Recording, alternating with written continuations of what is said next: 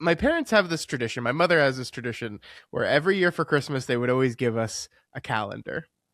Uh-huh. Have I showed you the calendar I got this year? You okay, nice.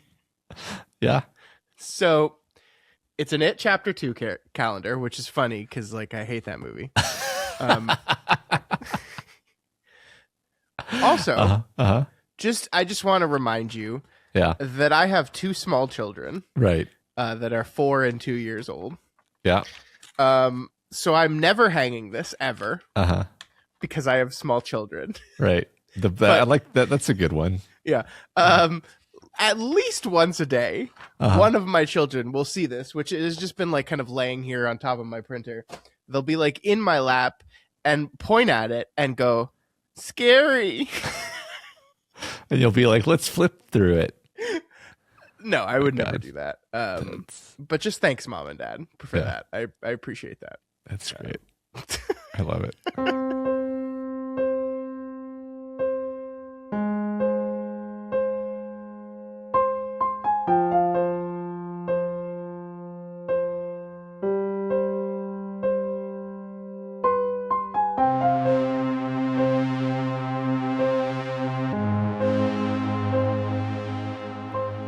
Hello and welcome to Flanagan's Wake, a Doof Media podcast casually chomping on Mike Flanagan's bloodied head.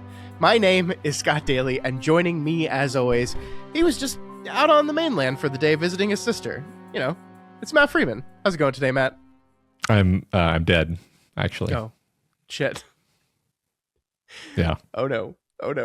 Sometimes, Matt, you go a direction that I was not planning with the introduction, and I just legitimately don't know how to yes and you. So I'm not an improver. So I don't know how to build off of that. Yeah, it's okay. Sometimes I throw you a curveball.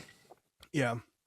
That was really not a yes and from you. That was a no but. Yeah, that was kind of a refusal to properly volley in retrospect.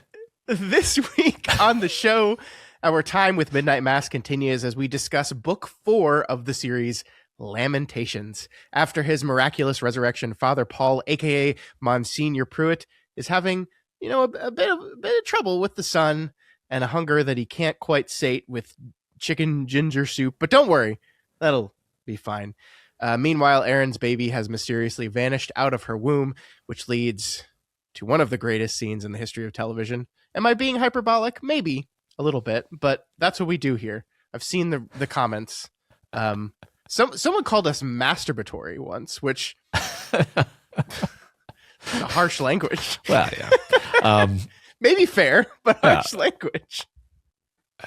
Yeah. I don't know. I think this the funny thing about Midnight Mass so far has been every week I'm like, starting with the first week in which I was like, this show is amazing. This show is next level.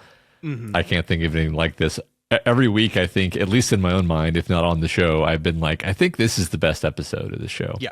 And then second episode, I think, no, I think this is the best episode of the show.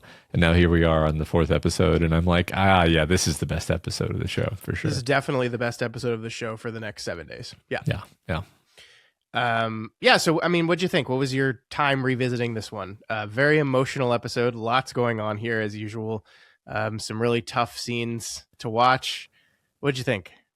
I just love this episode, right? I mean, so there are two really amazing, at least two things, right? There's a million things, but there's sort of two like parallel threads. One of them is what I'm going to just kind of call the horror thread. And one of them is the beautiful, soulful, heartfelt thread. Mm-hmm. And like that's if you want to be reductive and say Mike Flanagan has a thing, it's the marriage of the like genuinely upsetting and disconcerting horror with the heartfelt, poignant touching moments of humanity.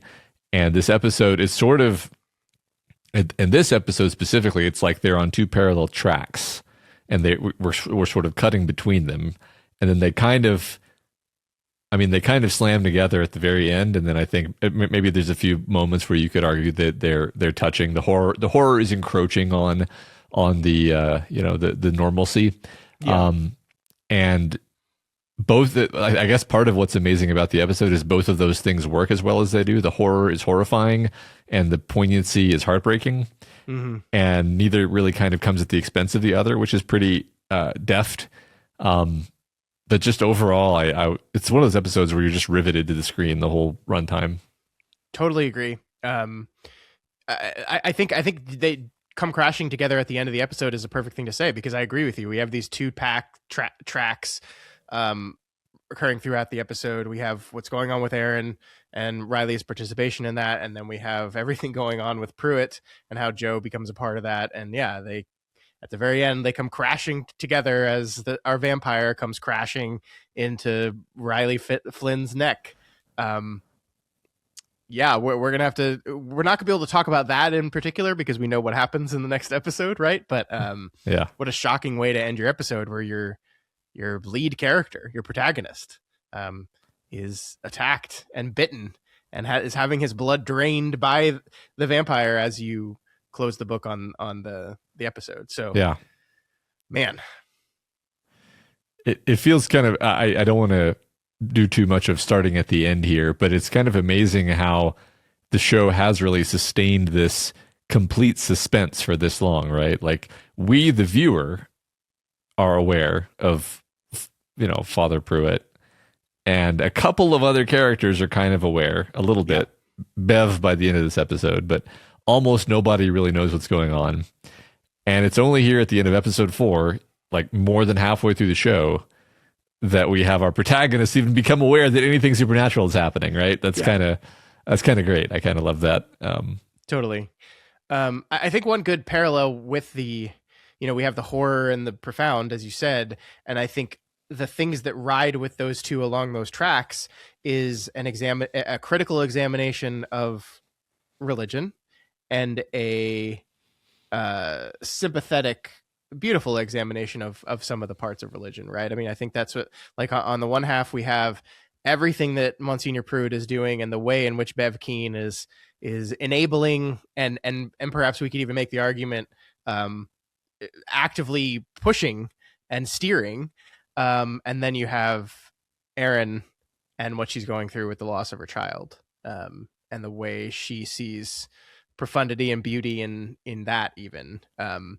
Like, I just love that this is, again, we talked about this last week. I think we've talked about this every week, but like, this is not a show written by a man who like despises and hates and thinks every corner of religion and belief in God and spirituality is disgusting and must be stamped out at all costs. This is a man who feels like he struggles with it. And he has his frustrations, and the show is not holding back with the frustrations and the dangers of these things. But every moment we also have a character like Erin Green, which in my mind, you just don't make a character like this in a show like this if your show is about how religion is evil and bad and wrong, and there's no value to it whatsoever. Yeah. So let's start with Erin. So yeah, the opening of our episode is, I think we get to see the first real consequence. Okay, maybe the second consequence. The first consequence was perhaps Father Paul Hill dying and turning into a vampire. But the first real consequence of everyone being spiked with this vampire blood. Last week we had our great montage seeing how everyone's getting younger and they're dancing and they can see, and Lisa can walk, and Mildred has cleared the haze of her Alzheimer's and everything's good. And now here at the beginning of this episode, here's the first real consequence of this thing, because we learn that Erin Green's fetus, I guess we'll unfairly call it, but has mysteriously disappeared from her womb. Everyone thinks it was a miscarriage, because what else could it be? But then when she goes to the mainland, we are informed that no, it was not a miscarriage. Your blood doesn't indicate you were ever pregnant. And so that's when we know. The show never comes right out and tells us this, right? But that's when we know something supernatural is going on here. What could that supernatural thing be? Well, it's probably that vampire blood she's been drinking in communion every day. Yeah, which of course she has no idea about, right? That's correct. Just to repeat the point that even our main characters aren't even aware that they're in a supernatural story yet. Yeah, this was rough. I mean, so You and I are both parents, and I guess when I first saw this show, I was like shocked and like very upset by this intro scene. Like the amount of stress and anxiety surrounding pregnancy, and really every time you go to get the baby checked on, even for the father. I mean, I'm sure it's an order of magnitude higher for the woman who's carrying the baby, but even for the father, I always had just a huge amount of. I was always white knuckling it through these medical appointments with the, particularly if there's an ultrasound, right? And it's sort of a horrible nightmare. This idea that we're doing the ultrasound, and it has the structure of a nightmare where it's like we're going for the normal ultrasound, and she's doing the, especially if you've done ultrasounds recently, you kind of already know what's happening, where she has the probe on her belly, and you know what the baby heartbeat should sound like, and you're not hearing it, and you're like, the heartbeat's not there, and you're noticing it. Erin's not noticing it because she's cutely talking about the baby, which is even more heartbreaking. And the moment that punctuates this, it's just like a knife in the guts. I still like viscerally felt it, even rewatching the episode, knowing it was coming, is when the doctor just tips the monitor away from her so she can't see, and you're just like, oh God, like you can empathize so much with Erin and the dread of this moment. And then like compounding it again, making it even more of a nightmare. It's like, no, it's not a miscarriage. The baby's just gone. Yeah. And it makes no sense. I have been thinking about this for the whole time we've been doing this podcast, and I didn't say it because I didn't want to spoil it, but I've been thinking about this moment, and I've been thinking about how I keep thinking about how Erin sort of visually, to me at least, is sort of visually associated with Virgin Mary imagery. Mm-hmm. And I'm like, this moment is sort of the immaculate, I don't know, deconception. Yeah. Immaculate miscarriage or something. I mean, it's a horrifying, so in the same way that like vampirism is a horrifying mockery of the sacrament of communion, where it's like you're, eating the body and blood of Satan, basically. Yeah. This is like a horrible inverted cross, demonic version of the Immaculate Conception, and that's been on my mind this whole time, and I've been kind of dreading this moment. Anyway, thanks for letting me get that off my chest. I've always been really impacted by this moment out of all the moments in this show. No, I completely agree. I well said. I think the specific detail of the tilting the angle of the monitor of the ultrasound machine. The other one I really like is her kind of slow increase in the volume of the heartbeat monitor as she's failed to pick up the heartbeat. And these like quiet things these doctors have to do while they're trying to maintain bedside manner and like not freak out the patient. Like we had, with my son's birth, my wife got measured at one appointment, and her amniotic fluid was low. And that ended up not being a problem, thank goodness. But it's one of those moments where like the doctor's trying as hard as they can to not freak you out, but yet like you notice they're trying not to freak you out, and that freaks you out almost even more. And we didn't have anything like the monitor tilt, but like this was a ultrasound tech, and she said, "I'll be right back." And she basically went to get the doctor to say, we're a little concerned about this, so the doctor could deliver the news to my wife instead of the ultrasound tech having to be it. And ultimately, all it meant for us is we needed more ultrasounds than we normally would have. Like instead of ultrasound being like every other appointment, it was just like every time she went for a checkup, she needed a new ultrasound to measure the fluid and make sure it was stable and not getting lower or anything like that. But yeah, I mean, this, like, you're absolutely right that this is just like for everyone involved, for the mother, for the father, like it's such a and it's like a preview on parenthood, right? Because like the worry and the nervousness you feel during pregnancy just converts into a different kind of anxiety and Yeah. nervousness when your children are born. Right. And it's like, you always think you're going to get to the milestones. It's like, okay, we get out of the first trimester and I'm not going to constantly be worried about miscarriage anymore. Okay, I'm not worried about that, but then I'm worried about this and this and this and this, you know, Yeah. and it's a nightmare. And the detail of the scene was extraordinary. Yeah. Well, part of it is like, yes, you continue to have anxiety as your kid gets older, but there's nothing quite like the impotency and feeling of helplessness when it's like there's nothing you can possibly do. Mm-hmm.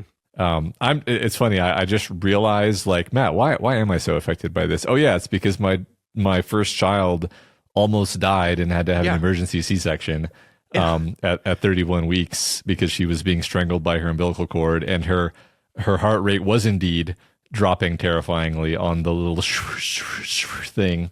Yeah. Oh yeah, that happened. I'm just like, suppress this connection in my mind until this moment.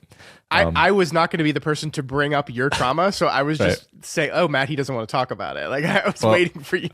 That's funny. No, I actually wasn't thinking about the specificity of like, oh yeah, that kind of almost happened to me. But yeah, that's probably part of a big reason why it was so upsetting to me, is it reminded me of like, what perhaps the worst day of my life, except she was fine actually, so not actually the worst day of my life, because I got my daughter, which made it the best day of my life. So worst and best day of my life, I guess. Anyway, it's funny how that works. Yeah. So very powerful start to the episode. Really kind of sets the stage for what the emotions of the episode are going to be. And I think, once again, I think that if you break down the structure of the episode, we are kind of yo-yoing back and forth between these moments with Erin and then moments with Bev.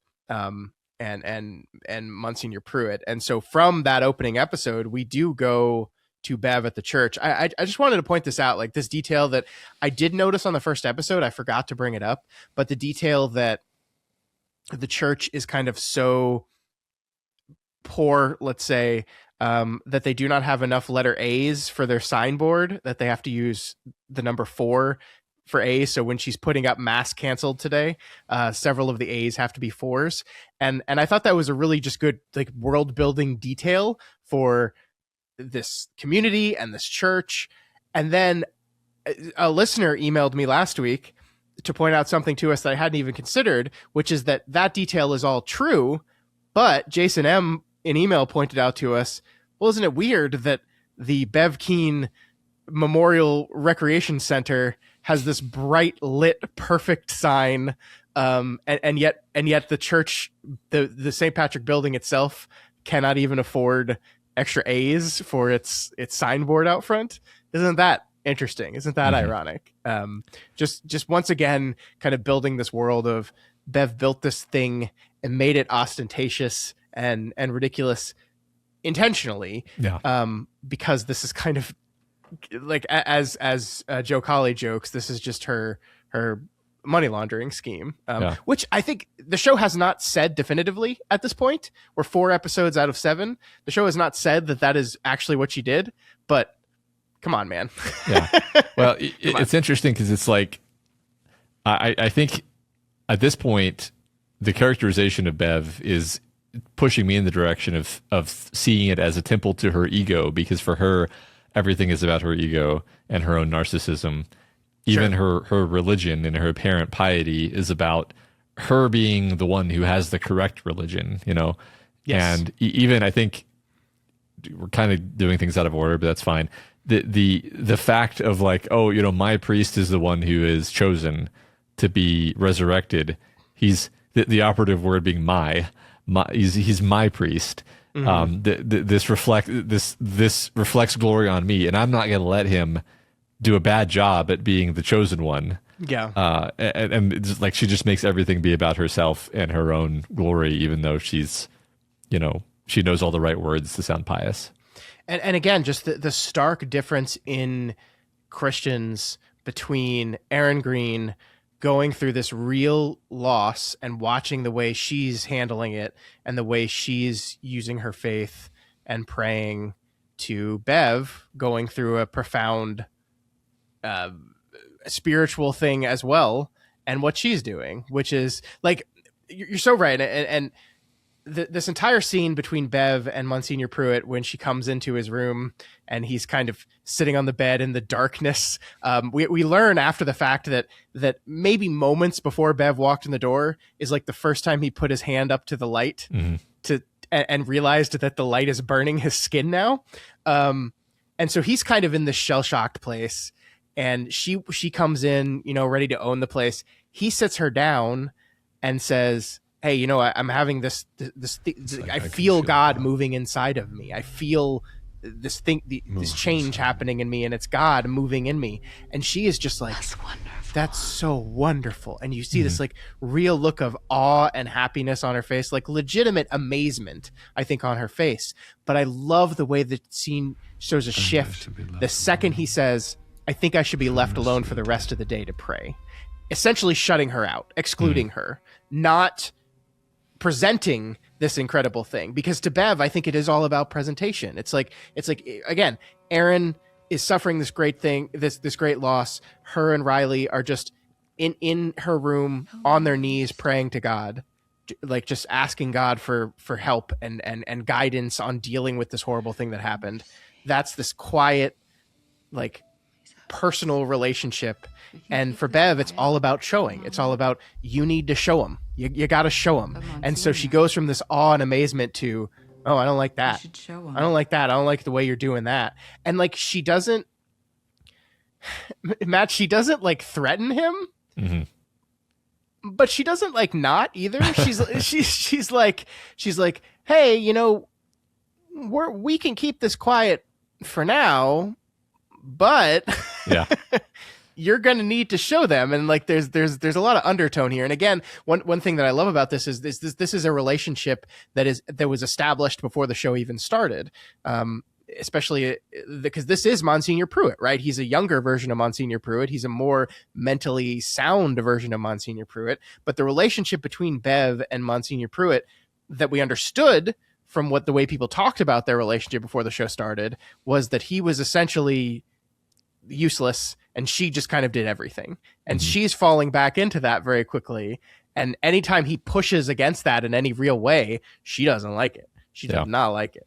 And so we're seeing her kind of really start to take control as he is going through this whole kind of completely internal thing is happening that I want to spend some time talking with you. This thing is happening. Like, yes, he's turning into a vampire, but I mean, like, character wise, he's going through something as he's struggling to deal with all the stuff that's happening inside him.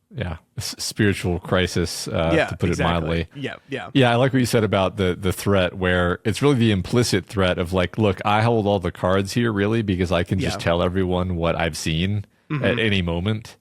So you don't, like, it's not really your choice, Father, but I know you'll make the right choice. But also it's not, just get your shit together. And I do want to talk about, I like calling him Father Paul, even though he's Pruitt. I'm just going to keep calling him Father Paul. I think that's fine because that's how we know him. That's how we've known him. And this version of the person is all we really know. So I love this character and I love how he's written. And I was thinking, as I was stepping back from things, like there are so many different ways that you could have written this character, and there are so many different ways that you could play this character, even on the page. Like, imagine Midnight Mass as a kind of, Shakespearean play that different actors might pick up and have a different interpretation of the characters and do the scenes differently. You could imagine a pretty different Father Paul, I think. And I just really like the way Linklater has chosen to play him. I just think it's great. And a lot of it is like, he never, both the script and the actor, so I'm kind of going to go back and forth here, but the character never verbalizes the struggle of what he's going through, but he's emoting it at all times. And you're able to infer it, and these are like layers of self-deception, like willful self-deception, and then maybe almost like unconscious self-deception. And also the fact that he's practiced his whole life as a priest to be someone that others come to for help. but he doesn't share his troubles with other people. He always has the answers. God is going to show us the way, and it's all it's all part of the plan. But you see him falling apart as he's sort of falteringly putting up this brave face. I think that my favorite moment of this is when he's in AA with Riley, and Riley's communicating something about feeling like, I really hope that Joe can make it through this challenge. I'm really rooting for him. And the father, who knows that he has failed his own challenge, he has failed to abstain from the thing that he should have abstained from, is like just absolutely spinning out, trying to like find the right Catholic priest thing to say here. And the emotions that he's going through as he's saying this stuff is just incredible to me. I love it. Yeah, I mean, one of my absolute favorite things is he's talking to Riley about it's not Joe, actually. He's talking to Riley about Erin and Erin's miscarriage or what have you. And like Riley is just like, what would you say to her? How would you try to help her? And he's kind of like, yeah, well, all that stuff I'd normally say, that feels so hollow and empty, right? And what he says is, this is great writing, because he's talking to Riley about Erin, but he's talking about himself, right? Like he's saying, we can never understand the will of God. We must trust in the Lord with our whole heart and not rely on our own insights. Stop presuming to know the reason to understand the meaning. Sometimes it's okay to look at the world and say, why? I don't understand. I will not. Sometimes that's okay. And that's exactly what's going on in his head right now, because he's just literally sucked the blood of a man and is like, why is this happening? Why am I turning into a vampire? He never says the word vampire, but he's desperately trying to find the reason for this and how this ties into God's plan and the miracle that was bestowed upon him. And he doesn't understand it. And he's desperately rationalizing, and Bev helps him with this, right? Like he's on the floor and Bev is like pushing him, and it's like, you did this, God moved through you to do this. You didn't do this. You didn't, like, this is the will of God right here. And it's so desperate and wonderful. And it's like, this is how religious people find a way to rationalize doing terrible things. It's the exact idea of like, this is kind of exactly what Riley was talking about. And the irony of this is, when he says that statement to Riley, Riley's like, yeah, I actually agree with that. The idea that, we can't understand why things happen in the world. We could never really understand. And that's true. And Riley agrees with that. Riley doesn't understand that he's saying this because he's trying to desperately rationalize terrible behavior that doesn't make any sense to him. Yeah, exactly. I love that. I'm glad that you had the passage in front of you, because that's exactly what I was thinking about, where the thing that he said applies to his own situation and his desperation there. That's what's fun to watch, though, is he is struggling with this because he knows deep in his heart that this is terrible and wrong, and that he just killed this guy, and there's no part of him as a priest, as a man of like giving. Like, you become a priest for many reasons, but one of those reasons has to be a desire to give and take care of people and help people. Help the unfortunate and the weak and the sick, which Joe Colley is kind of all three of those. And then he kills this guy, and it's like everything in his soul cries out that this is wrong, but his faith has trapped him into thinking like, well, I guess Bev's right. I was supposed to do that. I had to do that. The hunger, God, the angel put that in me.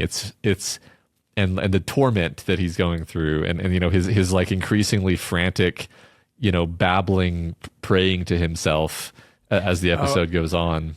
I love that. It's an old prayer. It's like, angel, my dear, my guardian. And like, it goes from this kind of just mantra he's going through to like I think it's a 3-beat, where by the end of it, where he's in the rec center, when the angel finally comes, it's like desperate. Like he's barely, like, the way Linklater performs this is just incredible. But it's like the words are almost not recognizable anymore. The only reason you know them is because you've heard them so many times throughout the episode so far. Totally. Yeah, absolutely. There's just one moment in kind of in the midst of things that I wanted to highlight, and maybe even just kind of put a pin in for next episode, because I don't actually remember where this goes exactly. But when Bev asks him when he's sitting on the floor, she says, "Do you have guilt in your heart for what you've done?" Something like that. For what you had to do. For what you had to do, and he says, "No, not at all." And he says it in this voice that is. My reading is he's kind of like amazed at the at the truth of it. He's not lying. Yeah. He's not pretending not to have any guilt. He's actually just like, no, I don't feel bad about doing that. And maybe that's even what horrifies him on some level. I should feel guilty about this. I'm Catholic. Yeah. We love guilt. Why am I not feeling guilty? And that's like, maybe that's even the level. So I said a second ago, like, he killed this man, and that's where the torment is coming from. It could be that what I just said is totally wrong. The torment is coming from the fact that he recognizes like his soul has been damaged in some way, because he no longer feels guilt when he murders. I honestly don't remember where, like, is this the kind of vampirism where you just like don't care about humans anymore? I don't actually remember. But anyway, I'll leave that there for now. No, I think that matters, and I love Bev's response to him. Right, she asked that question: "Do you have any guilt?" He says no, and what her response to him is, "Then ask yourself why God let that cup pass you by, and carry on." What the fuck, right? This is the problem. This is the problem, and like, there's also another earlier line where. It's when Bev first finds him, he's late for church. She opens the door to the rectory, and it's a fucking horror show. Joe Colley is dead on the floor. There's a giant pool of blood, and there's Father Paul in the corner, like blood all over his face, and he's kind of freaking out. And he says, "I don't know why. I don't know why. I don't know why." And her response is, "You don't need to explain yourself to me." And I'm like, that's not good. That's the problem. And this is like. Not to get too like serious with it for a second, but like the Catholic Church has a problem that you and I haven't talked about on the show yet, which is the entire scandal with the abuse of children that rocked the church a decade ago and revealed just like constant knowledge and awareness of this abuse and not wanting to deal with it. And I'm like, it's this same mindset that creates a problem like that the idea is like you an ordained messenger of God, therefore you don't have to explain yourself to me, someone else in the church, to the church. Like, you are better, and therefore anything you do is forgiven and okay. And that's the fucking problem, because like the fact that Bev walks into the scene and is immediately just like, okay, we're going to deal with it. Right. And I love that the show allows us to see other people experience this. So we know what a normal person would react when they see this. Right. Like through Wade and through the doc guy whose name I'm blanking on right now. Sturge. We kind of get to see the normal reaction to what's happening here. Like at the very beginning of the episode, Bev walks in and Sturge is like standing there, like looking at the picture of Monsignor Pruitt and as a young man, and he still like hasn't fully processed this. And she's just like, "How's he doing?" And Sturge is just like, "I don't know, man. I haven't talked to him because I'm fucking terrified about what's happening here." And then again, when she pulls the two of them in with Joe Colley's body, they're both like, what did you do? Yeah. And like Wade knows what's right? Wade knows the right thing. He knows this is wrong. He knows, and yet Bev throws the book at him, quite literally, and pushes him and Sturge into helping with this stuff, right? She starts just throwing Bible verses at him, right?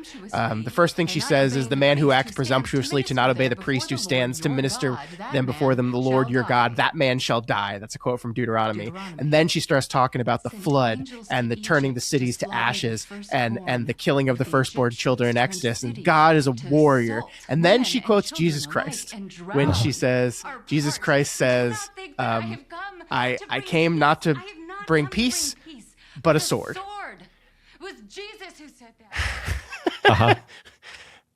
Here's the thing, Bev. And the thing is, I know Bev knows this, and I know Wade knows this, and everyone who is Christian probably knows this. Jesus Christ likes to talk in metaphor. And in Matthew 10, which is where this quote comes from, he is not literally saying, I'm going to come in here and kill some fools, right? What the phrase, I come not to bring peace, but a sword, means in context is Matthew 10 is when he gathers his 12 disciples, tells them to go out and basically minister his word. And what he's basically saying here is people aren't going to like this. You're going to be telling them some stuff that contradicts a lot of the strongly held beliefs they have. So you are not going to walk into these cities and bring peace because people are going to be mad. You are going to cause conflict. You are going to cause disruption. It's going to be, he even says, like, sometimes it'll be mother against daughter. It'll be family against family. It'll be friend against friend. It's like, I am not here to tell everyone that the way we were doing things before was okay. I am here to talk about a new deal, and it's going to piss some people off. Nowhere in that passage is he talking about I'm going to murder people, and that is my will, right? In fact, the entire idea of Jesus Christ coming down, dying, resurrecting is the new covenant. Is God is saying, I'm not going to do that stuff anymore. That the turning cities to ash, the killing people, the floods, that is the old covenant. Now is the new covenant. She knows better.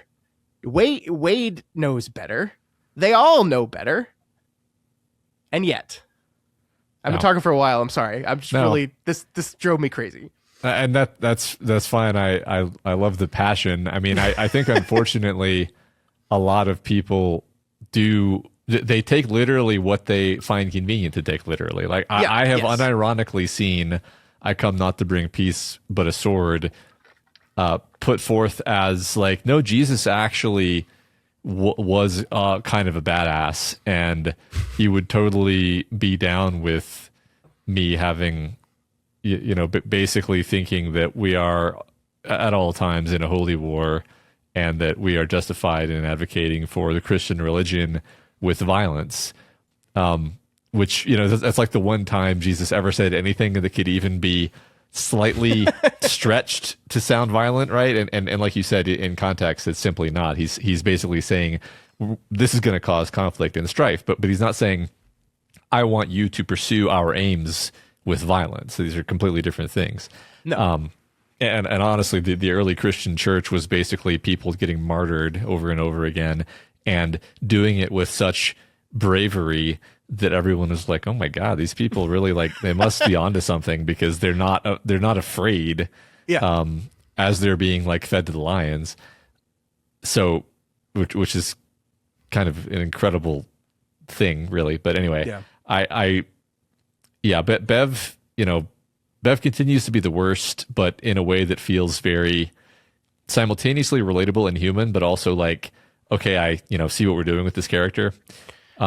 I want to return and sadly accurate to a lot of the most evangelical Christian people in this country, in this world right now. That's the thing is that I think Flanagan is making a character to make a point, but also the character is reflecting a larger truth that in the problems that the religion has. It's so ironic that she is talking about you don't pick, you can't pick which parts of scripture you want to listen to is her argument to Wade is our God is a warrior God, and what he does stay, and you can't pick miracles and stuff like that. You everything is on or off the table, but that's exactly what she's doing, is she's picking and choosing and ignoring meaning and trying to push someone to do what she wants. This isn't the entire idea is she's at the start of this whole thing, she's I mean, it's Joe Colley, man. It's not this is your daughter or someone that comes to church every day. He's been the pariah in this town. Nobody likes him. He's a child damager. He's a drunk. He's a lush. He's not worth a damn. And that is antithetical to everything Jesus talked about in the Bible, right? That is fundamentally unchristian. And who cares? Yeah. And that sadly is as we said, the biggest problem with Christianity is the Christians, right? Is the people is the people that proclaim to follow this guy but do not act like it. And Bev is the poster child for the horror in that. Yeah. Unfortunately, I feel like I want to drag us back to the uncomfortable territory that you just mentioned a minute ago, where with the sexual abuse of children in the church, because I feel the more we've been talking, and the more I think about the scene where he preys on Joe Colley, the more I see parallels, or at least connections, if not parallels. Yeah. You know, the vampirism is very often, if perhaps always, has sexual connotations to it. It's I was just watching Interview with the Vampire with my daughter, which is basically, you know, just extremely erotic, right? Like, yes. Like the movie, if anything, is more straightforwardly erotic than the book, and the book is pretty erotic. We just covered the book on our book club, by the way. The assault on Joe Colley, like Joe is like trying to back away. He's extremely uncomfortable with what's happening. And the priest is being really weird, and the priest is struggling with an urge. Right now, it's a in the literal sense in the show, it's the hunger for blood.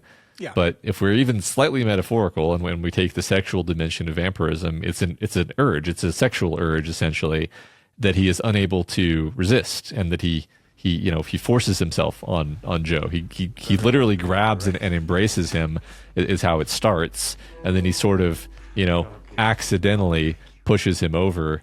And it's just, yeah. Don't forget, he gets that like big whiff of like he like leans over and like smells his hair. He's probably like smelling his blood, like he's getting close to his neck and smelling his blood and doing vampire things. But I think that is where the sexual connotation comes in. I think you're absolutely correct. Yeah. And I mean, in that moment, and I was thinking about this while watching, and I'm like, I don't think Joe Colley thinks that he's about to be vampirized. I think he thinks that this guy is about to like come onto him and like sexually attack him. Yeah. And that's not what happens, obviously. But up until the moment when he falls and hits his head, that's probably what he was thinking was happening. Yeah. I think there's like part of this is that we set this in the rectory, not like they're not in the rec center, right? Like they're in his home, they're in his personal space, and he comes in and he grabs him, won't let him go. Joe is desperately trying to put, like, the reason he hits his head is because he's desperately trying to push off of him to get him off of him. Yeah, I didn't see that at the time, but I mean, now that you mention it, like I think you're absolutely correct. That's some intentional or not, there's a lot of connotation there. Yeah. Right. It's definitely, if you're gonna have vampirism, there just undeniably is a sexual dimension to choosing to use vampires, right? It just is part of the mythos of that thing. Yeah, I mean, the irony that I appreciated was this idea of how the show ties his kind of craving for blood to the alcoholism that both Joe and Riley are suffering from, right? Like that moment where when Joe Colley happens to walk in, it's the moment where Father Paul has poured the remaining sacrament and is drinking it himself because he's desperate for blood, and there's technically some blood in there. And Joe like sees that as like, hey, I've been there, right? And so like kind of the irony of this priest like sitting there across from Riley all these weeks and like preaching like, here's the correct way to do this and the correct way to do this, and coming from a place of never having really suffered from that particular addiction, now he is in a certain way and is failing miserably himself, right? He succumbs to the urge. He drinks quite literally here. So yeah. No, I love that. I mean, okay, so this was great. We had a nice talk about the metaphorical dimension of this horrible scene. I just want to talk about it as like a scene of just I feel like Joe's death is possibly the actual best moment of true horror that I know of. in film, in TV, whatever. And I mean that in the literal way of like the horror of the idea. Not that it's scarier than anything else, or that it, gave me a fright or a startle. It's just the sheer horror of it, just everything about it. You got this poor guy knows something is off from the moment he walks in the door. He sees that the priest is not in his right mind. He's kind of trying to back away, but he's kind of trying to be polite about it because he doesn't know what's going on. The priest visibly losing the fight against the hunger. We kind of see where things are going before Kali does. He also sees the young version of him on the wall, which, yeah, Father Paul, take the fucking picture down, my dude. Yeah, that's great. No, I mean that might be kind of a 3-beat. I'm not sure exactly, but that's kind of the final beat where it's like, at first it was a miracle, and then it was kind of a note of dread, and now it's like, uh-oh. Yeah. And he grabs him, he hugs him. I love when Father Paul kind of like smacks him with it's like a pat of camaraderie. Yeah. But the way I interpret it is like he has vampire strength now. And so Joey's like, oh God, and which makes it even scarier to realize, like, it's just part of convincing you, like, oh, Joe Colley is completely overpowered, actually, by this guy who doesn't necessarily seem like he'd be that much stronger. And then he falls, right? He pushes away, he falls, he hits his head, and I love the like bifurcation of Father Paul's reaction, where with his mouth, he's like, oh no, what happened? But like every other part of him is like the blood. He's creeping down and going for the blood. And it's like there's that little part of his mind left that's like, oh God, this is horrible. Joe Colley, I've just injured him horribly. And then, but like, he's just completely swept away by the bloodlust.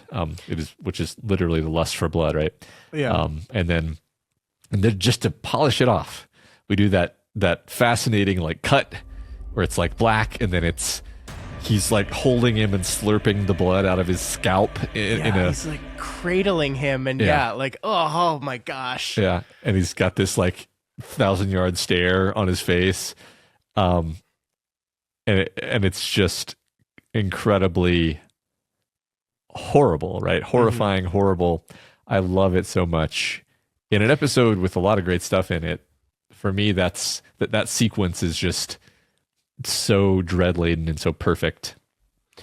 I completely agree, and I think to add insult to injury, we do it being Joe Colley, and it being Joe Colley moments after he's had this real breakthrough. Like, we kind of, slyly joked about this at the end of last week's episode, but like, this is a Joe Colley who is trying to get sober for the first time, and because of the power of Lisa's forgiveness, sees value in himself for the first time, and sees value in and believes that other people see value in him, and we leave him with this real hope for change that like, we talked about.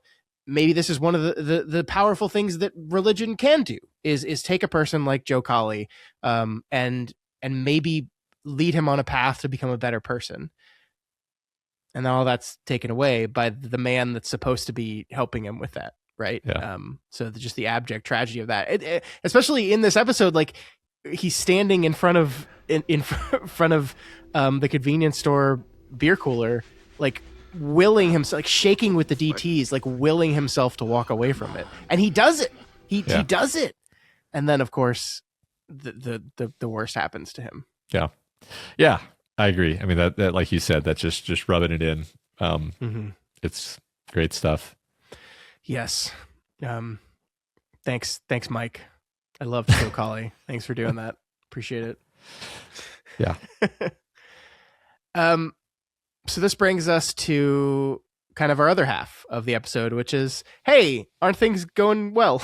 Yeah. No, the beauty part of it. Like, so before we get into Riley and Erin and those monologues, I did want to talk to you about the Ed Flynn and Riley scene on the boat. Because again, I think this is what makes this show so interesting to me is this dichotomy, this comparison, because we open the show with the loss of the baby, then we cut to the scene with Bev and Father Paul in the rectory where his his skin is burning when it touches sunlight. And from there, we cut to Ed and Riley, and we have this scene of a father kind of finally sitting down with the son and talking to his son about the way he feels. And we're told that the impetus for this happening, the reason this is happening, is because Ed went to confession and Father Paul told him, hey, you need to talk to your son. And like, hey, that's good advice coming from the vampire. Mm-hmm. But it is, right? Like, but like it is that like he forcing him to finally sit down and talk to his son about all these things that he's been feeling. And they have this wonderful conversation about all the resentment he's been harboring towards his son and the way that resentment has displayed itself. I love both performances in this thing. I love the way in which neither man like looks, they don't have eye contact the entire time. The way that the shot is framed is we're off to the side and Riley is looking this way and Ed's also looking this way. So they're just like never looking at each other, which feels like a very, very realistic thing that like these two men are having this real moment of talking about the way they feel. And okay, so we can't look at each other. It's very fitting for an old fisherman, but I mean, like, I really do. Again, in a version of the story that just says religion is bad, there's no value to it, there's no beauty to it. You don't have a scene like this, right? Yeah. And yet we do.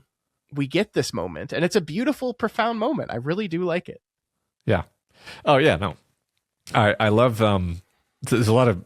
I mean, gosh, the whole episode is just end to end great acting moments. But I was particularly touched by Riley's silent reactions to his father telling him, you know, first the painful truth of like I have resented you for your actions and I was hurt and let down by, you know, to talk about we just talked about rubbing salt in the wound, and it's like, you know, I already felt bad about killing the girl and now you're just reminding me that you're disappointed in me for doing that. Like that's great, but then bringing it home to a place of love and forgiveness, and just watching Riley's silent, you know, manly, contained, but you see in his eyes, in the set of his face as his father's speech is going along.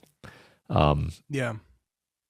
I mean, I think the one thing that really gets Riley is when his dad is like, you know, look, I just don't think a person does what you did, out of nowhere. Yeah. And so he blames himself for it, right? You know, he said, your mother is an angel. Your mother's perfect. So the only one's left is me. And I just want to tell you, I'm sorry. And like, I love that there's no moment of Riley says like, no, dad, no, come on. It's just like, let's just hear it and absorb it. And Riley absorbing like this guilt that you feel for this thing that you did. You're not alone in that. Your parents feel that too on some level. Your dad feels that like he must have done something wrong. And it's like, I think there's some community in that. There's some realization that Riley, you are not alone, in that feeling. And I don't know. I found that incredibly powerful, and I'm so glad that Riley doesn't say anything there. I'm so glad that Riley doesn't try to refute anything. Really, I mean, after the initial thing he does is like, Dad, I tried to explain to you what I did, but you didn't want to hear it. And like, it's when his dad starts really getting real and really getting personal, and really saying like, I blame myself. It's my fault.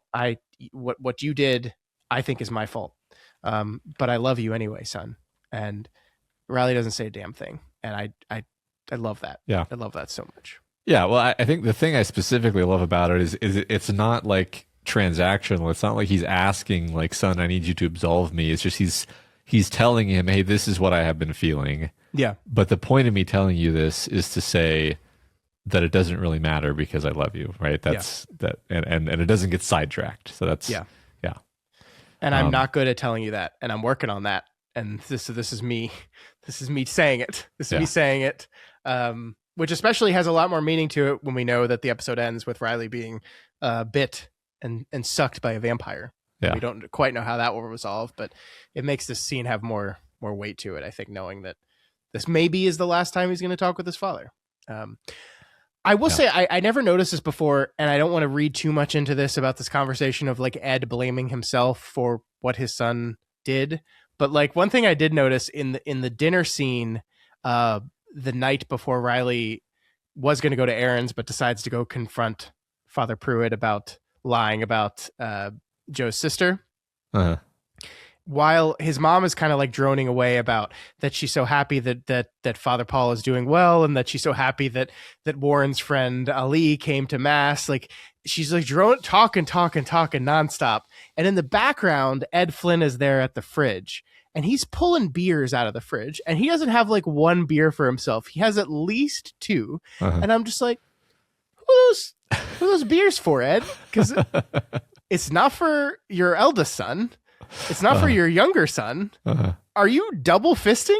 So maybe this is where the alcohol problem actually does come from. Maybe you're a little bit of a lush there, Ed. Hard day fishing. You got to pound a few to relax, decompress. No, I think you're right. I think he's absolutely probably just the sort of the sort of alcoholic who just drinks 3 beers a day at a minimum for his entire life, and it's just like that's like the normal amount of beers to have every day, right? I mean, but even if you're a 3 a day guy, like it's one thing to be a 3, 4, 5 a day guy. It's another to like, I'm gonna go through these so fast that I'm gonna pull multiple out of the fridge at the same time for myself. Now, maybe charitably, this is a habit he picked up when his back hurt him, and so he didn't want to have to be getting up off the couch and over to the fridge multiple times. But I think that still, on some backgrounded level, shows a slight problem with alcohol coming from Riley's father. I mean, it feels intentional. Yes, I agree. Yeah. Also, just I think every episode we're going to have to just mention that Henry James is amazing. Like I just everything that we've seen him in on this Deconstructing Flanagan project, I'm always just like, this is the role he was born for, because he just always like disappears, and I'm just like, I just buy him as Ed. Yeah. He is Ed. I can't see him as like it's but then when you're watching Dr. Sleep or Gerald's Game, you're like, this is it. He's perfect. Anyway, I think he's great. He just disappears into it. No, I totally agree. He's excellent, and he will step up and do whatever Mike needs him to do. Yeah. It's really great. All right.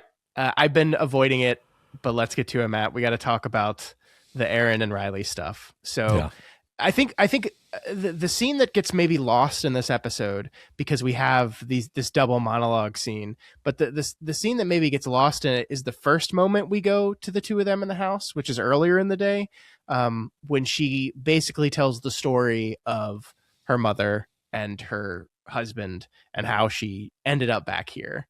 And I just wanted to make sure before we dive to the scene that I think everyone's waiting for us to talk about a little bit, we do at least mention that, because I think there's a lot of great stuff there. I really love the wings clipped story, and like that, we're going to talk praise to Kate Siegel, of course, again this week. She said, yep. But the way she says, "Day you were born," when she asked her mom when her wings clipped were. Day you were born. Yes. Oh, yep. Oh, yes. Day you were born. The way she says that line, and the story of the doves and getting the wing clipped, man, that's powerful stuff as well. And Riley is crying through that entire conversation, which is something I don't think I've ever picked up on. That, one thing about the monologues is both the Riley and Erin monologues are oneers, and so the camera is basically on the actor performing the monologue the entire time, so we don't have any reaction shots. But this scene, we are cutting to reaction shots of Riley as Erin tells the story, and he's just crying the entire time. I love their relationship, I guess is the word, but it's this idea that they have this sort of pure, like, true love for each other. Not. I mean, they I think they want each other. Like, I think there is lust there, which is fine and healthy. Sure. But I think that they also just really, really love each other and adore each other and want the best for each other. And this whole sequence, I mentioned this here because, he's crying because he just cares for her so much, and the idea of the amount of pain that she's suffering is just breaking his heart, and he's just crying because he's just feeling her pain, and that's just really beautiful to me. Yeah, I agree. He also, we get, Matt, for the first time, an acknowledgement of some of the dream sequence scenes we've been seeing earlier in the movie. He tells Erin about his dream, this dream that he's just floating in the bay, and if he could just get away, just point his boat in the right direction. But the dream always ends at sunrise. And he says, it's not in the cards for me. I'm not getting off this island, but you can do anything. And I think this is, once again, especially meaningful, knowing that the episode ends with Riley being attacked and bitten by a vampire. So that we will continue to kind of play with that. I love the end of the end beat of that is that he had the dream again that night, and she is in the boat with him. So something has changed in his subconscious there. I love all this. I do want to say, just like really quickly, like, the episode is titled Lamentations, and this is where we get our titular moment from. A really great moment of Erin talking about everyone cross-stitches Bible verses, but my mother's the only one that would cross-stitch a passage from Lamentations. And I just want to say, the passage from Lamentations. It is kind of very clever the way in which the show teaches you just enough about the Bible to get along. Like, I was honestly expecting going into the show that I was going to have to do a lot more research and then teaching moments to our non-Catholic or Christian listeners. But I'm continuously impressed by what this does. Like, for example, like, what are Psalms? They're songs, says Father Paul. What are Proverbs? It's wisdom. Now, I think most people know Proverbs just from, I think Proverbs have become cultural, but like, what is Lamentations? Well, it's a book of the Bible about the destruction of Jerusalem. And it's a series of 5 poems about the destruction of Jerusalem. And the show just kind of teaches you that. It gives you just enough, right? So I don't know. I'm just like, I'm pretty impressed with Flanagan's ability to do that and know like what we need, what people need to know and not. Yeah. It's funny because I can't, put myself in the position of not knowing these things, but it does give you a pretty good crash course in the fundamental ideas you need to understand, and the sacraments and these things. Did you know though that Lamentations is acrostic? Did you know that? No. So 3 of the 5 and 4 of the 5 have exactly 22 lines in them. Lamentations 3 has 66 lines in them. There were 22 letters in the original Hebrew alphabet. And so each line in each of the poems starts with the first letter in the Hebrew alphabet, ends with the last letter in the Hebrew alphabet. Now, every single translation of this immediately lost to this cool thing. Because how would you begin to translate that into other languages with not the same amount of alphabetical characters? Like, it's just impossible to translate. But that's pretty cool, right? Like, these were just poems about the destruction of Jerusalem, and that's just a really cool detail that I didn't know about until I started researching for this. So chapter 3 has 66 verses, so it's each of the Hebrew alphabet letters 3 times through. So it just goes through basically, and the reasoning behind it is this is supposed to kind of be all encompassing. So it's literally like the equivalent of saying this is everything about the destruction of Jerusalem from A to Z. So that's cool. That is pretty cool. I admit I'm fascinated by the the gematria or the Kabbalah, where you find these patterns in the letters of the Hebrew specifically, where they're all the letters have a numerical representation too, and then there's patterns, and you can like people make entire careers off of finding these patterns. It's a very fun rabbit hole with no bottom. But no, I didn't know that about it being a acrostic. That's very cool. It's a fun book in the Bible. I mean, fun. It's like people decrying and sad about the destruction of Jerusalem, but it's just poems. They're just poems in the middle of the Bible. They come right after Jeremiah, I guess, because for a while everyone just assumed the prophet Jeremiah was the author of the Lamentations poem. I think from my understanding, the common wisdom now is that's not true. But ultimately, who knows? But yeah, there's just 5 poems in the middle of the book. They're kind of tragic and beautiful in their own way. Fun to read. It's only It's not too long. It's just like a few pages in the Bible. So if you want to check out Lamentations, be sad and maybe cross stitch parts of it. Yeah. It's really funny. So the cross stitch that she has is like, there is no other sorrow like my sorrow or something, but which is just like, the funny part is the props department had to like put that together. So maybe someone who worked on the show maybe has that cross stitch somewhere, which is hilarious. Because I think there are lines from Lamentations that would perhaps make, like there's one I found that's the steadfast love of the Lord never ceases. His mercies never come to an end. Like you could make a good cross stitch. Yeah. Yeah. But no, it's the one about sorrow. It's the self-pitying one. Yeah. Yeah. That's wonderful. I love that.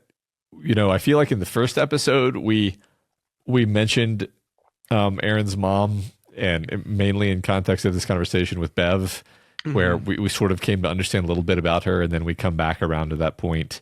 It's not like it's super important that we know about her mom, but I just structurally like that we sort of planted the seed of like, okay, Erin's mom was a character, she's dead now, but sort of her choices and parenting and reputation still echo into the current frame of the story, and now we're kind of I just like that we set it up before. Now we're kind of revisiting that. That's all. Yeah, and I think it's important to note that as far as we know, Erin's mom, good Catholic woman, went to church every Sunday. Part of I think Erin's rebellion from the church was probably just a rebellion from her mom. Yeah, cool.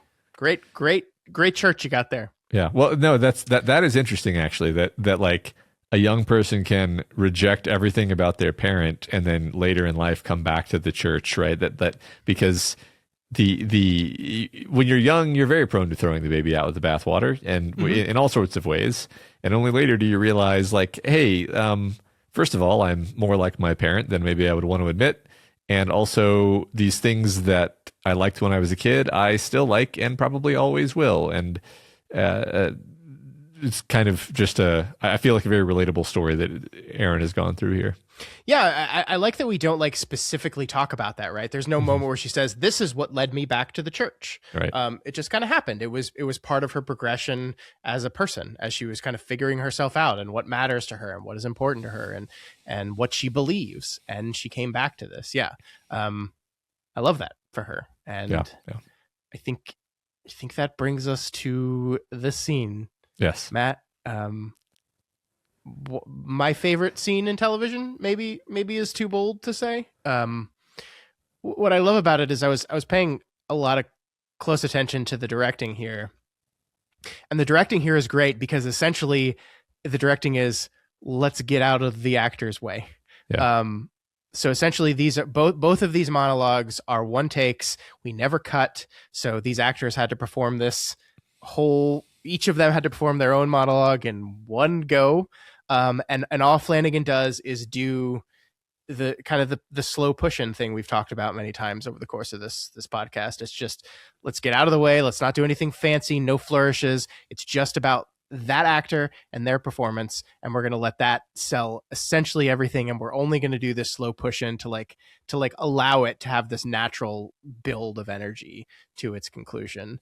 And, I love every single solitary part of this. I adore every line. I adore every acting choice. I watched this scene like 8 times.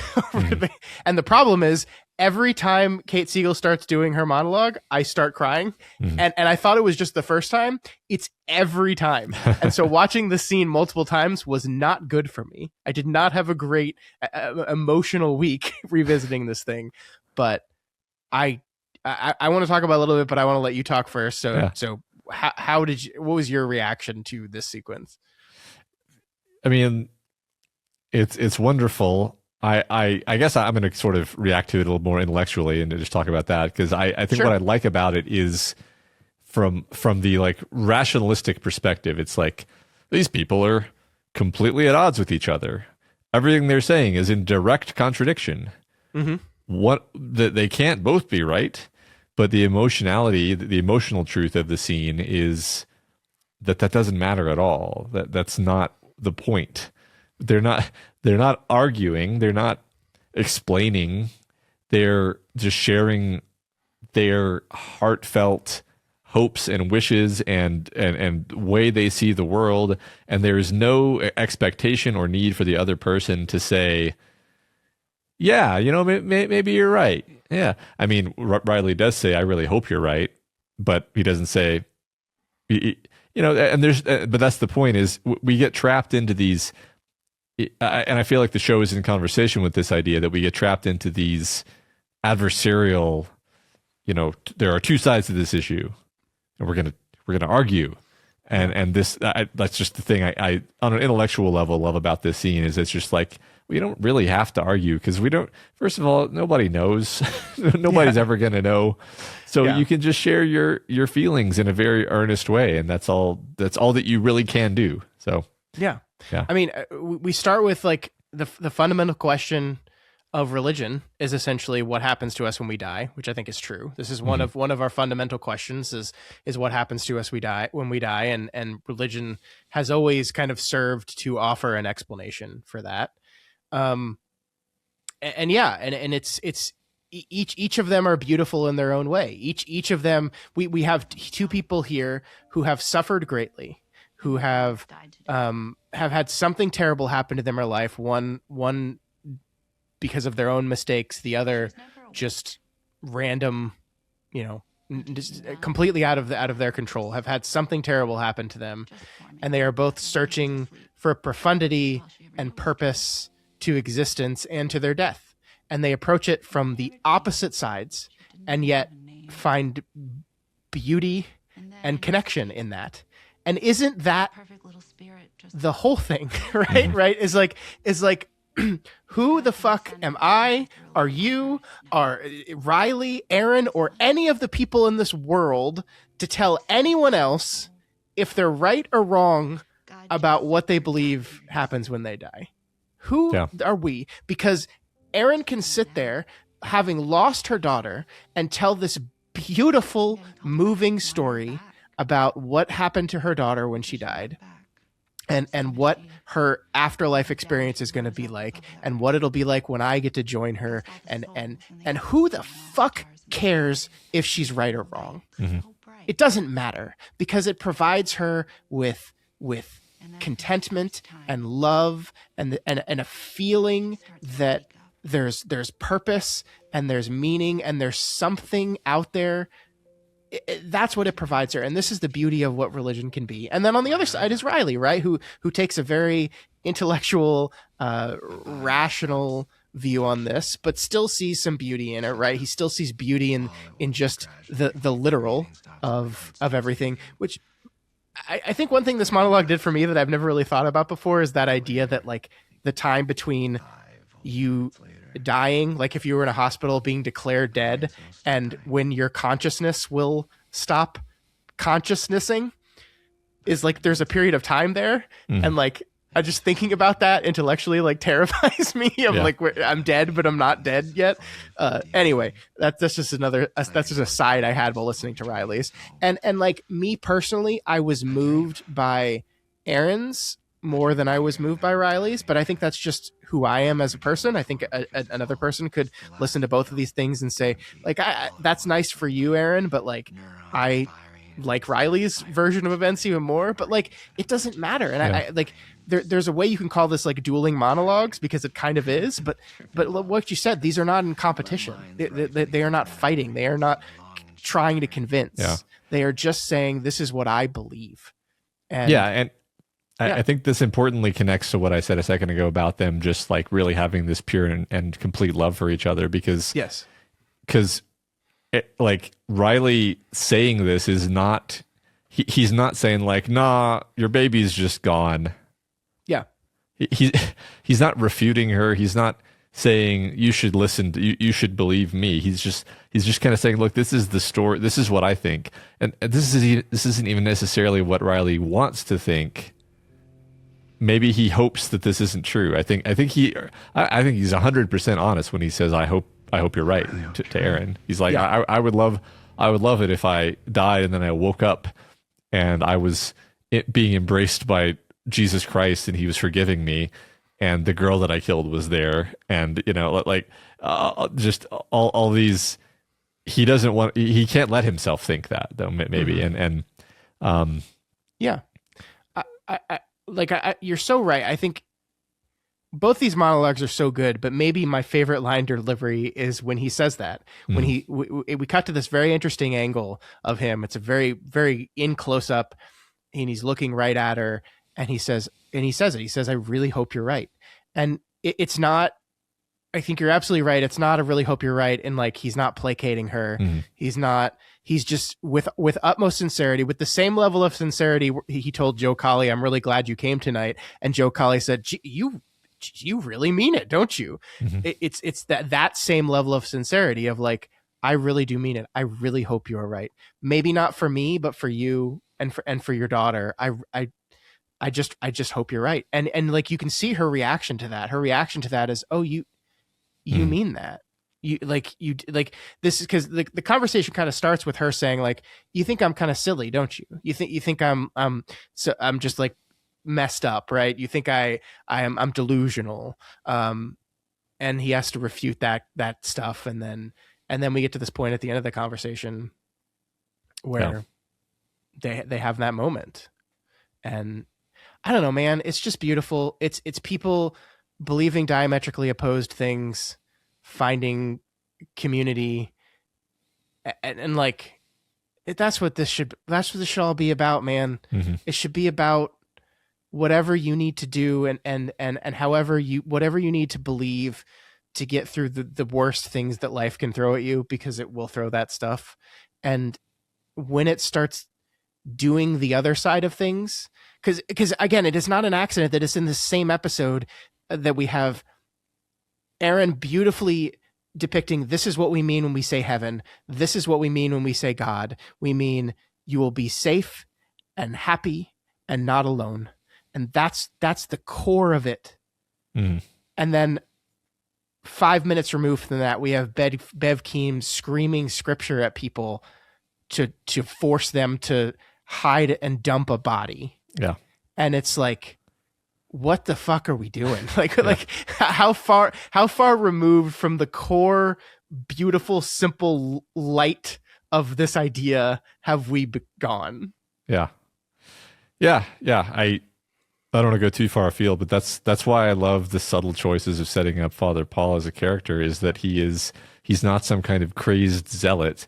He is a man who would totally be right there with Erin in so many ways, but he has absorbed the dogma too much. He has taken it too literally. He has gone too far with it. He wants it to be, and I think fundamentally he wants it to be the answer. I think that's like there's a philosophical thing being that we've just put our finger on, I think, where we have these two characters having this conversation, and they're finding meaning through the lack of an answer. One of them gives their answer, the other one gives their answer.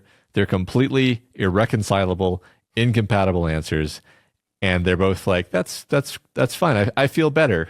We both feel better, and we're happier for having done that. We're both in a better place for having shared our answers. Neither of us have any sense that they want to change their answer. Doesn't matter. We're not here for the answer. We're here for the sharing and the connection and the humanity of it. But Father Paul, possibly he has more than one flaw, but one flaw that he has is he needs there to be the answer. He needs this to be the answer, and he needs it now. He needs it here on Earth. Yeah, and that's what Bev needs, and that's the poison, right? That's that's the destructive element, I think, of if there's a core to it. I think that's the core of it. I love that, because the one thing is, you were talking about the Riley and Erin part of it, these two ideas coming together, perfectly symbolized by the fact that they're holding hands by the end of that scene, right? You have two people that just spent minutes talking about their diametrically opposed ideas about what happens when we die, and that scene ends with them coming together and the physical embrace of those two ideas, like the representation of that. And even before they're holding hands, by the way, as they're sitting, there's the way the camera is placed, kind of over Riley's shoulder. His hands are kind of up, and her hand. I'm not going to be able to describe this by waving my hands around, but their hands are like superimposed in the frame, even though they're not actually touching. They're and then like you said, by the end of the scene, they are holding hands. So she grabs his hands, visually conveying their like connection. Yes. I love this. I love this so much. It is so powerful, and I mean, this is like. So many things, so many religious things, both for and against it, become. This is why I don't understand why someone could watch the show and call it preachy and didactic, because it's like, no, like the point is that nobody fucking knows who's got it right. All we can do is live the best we can, and we got 3 episodes left, so some of these ideas presented here today might get more complicated, and we'll have to revisit them as we go. But certainly, like. I just continue to be amazed by the way that the show kind of navigates the fundamental questions of life and depicts them from all sides without saying, this is definitively correct. Yeah. This is wrong. Right. I mean, a person who says that it's preachy, I just want to be like, what do you think it's preaching? Because, you know, what the characters are saying is not necessarily, I would argue, is not what the show is saying. Right. Like we've talked about the fact that Riley could be seen as an insert for Mike Flanagan, right? He, was religious at a very young age. He was an altar boy. He left the church.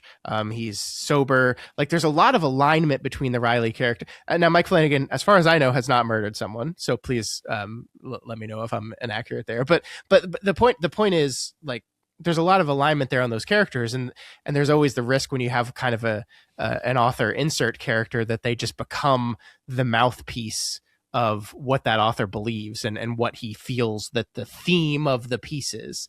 But what I love about the show is, I think we talked about it a couple weeks ago, like Riley is not a perfect character. He's not a mouthpiece because he's flawed. He's making mistakes too, and he's struggling through things too. And it's not like the show is saying that, like, the path to happiness is atheism, and look at all these dumb religious people, because Riley is not happy. He's struggling just as much as anyone else.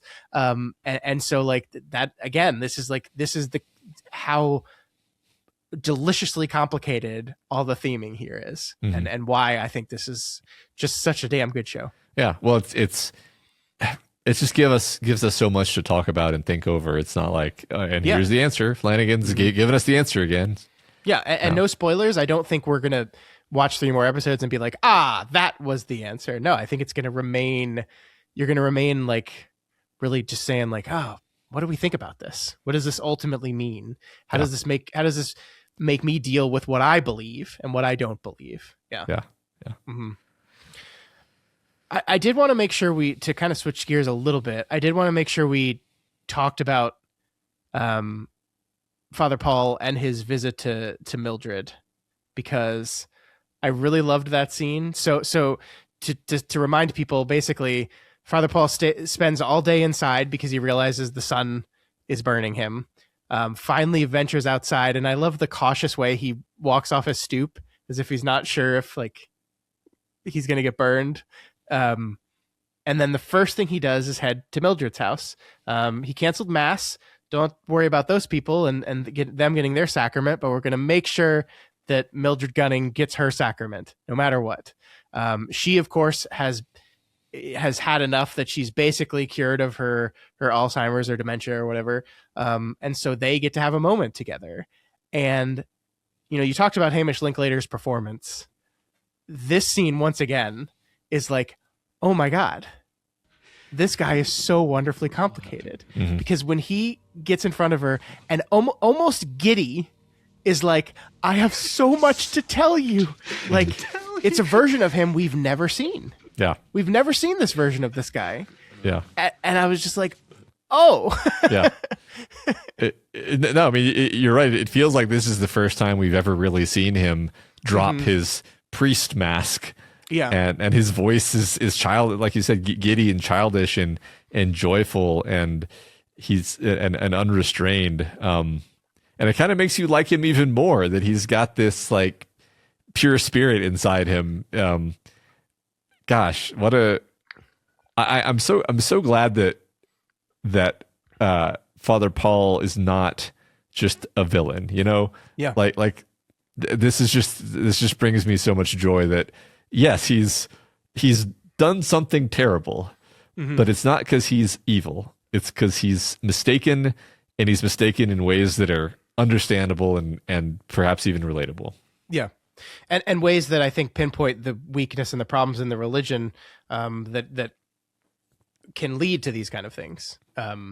Yeah. One line that I forgot to mention in last week's episode was when he is telling the story of Monsignor Pruitt, before we even realize that he is Monsignor Pruitt, he talks about Monsignor Pruitt, and I'm stalling to write down the line, which I wrote down, but he says, a man who has overstayed his allotted time on this earth is how he describes Monsignor Pruitt, which is a really interesting thing to say about yourself after you have just been given a gift of basically rewinding time and getting to live longer.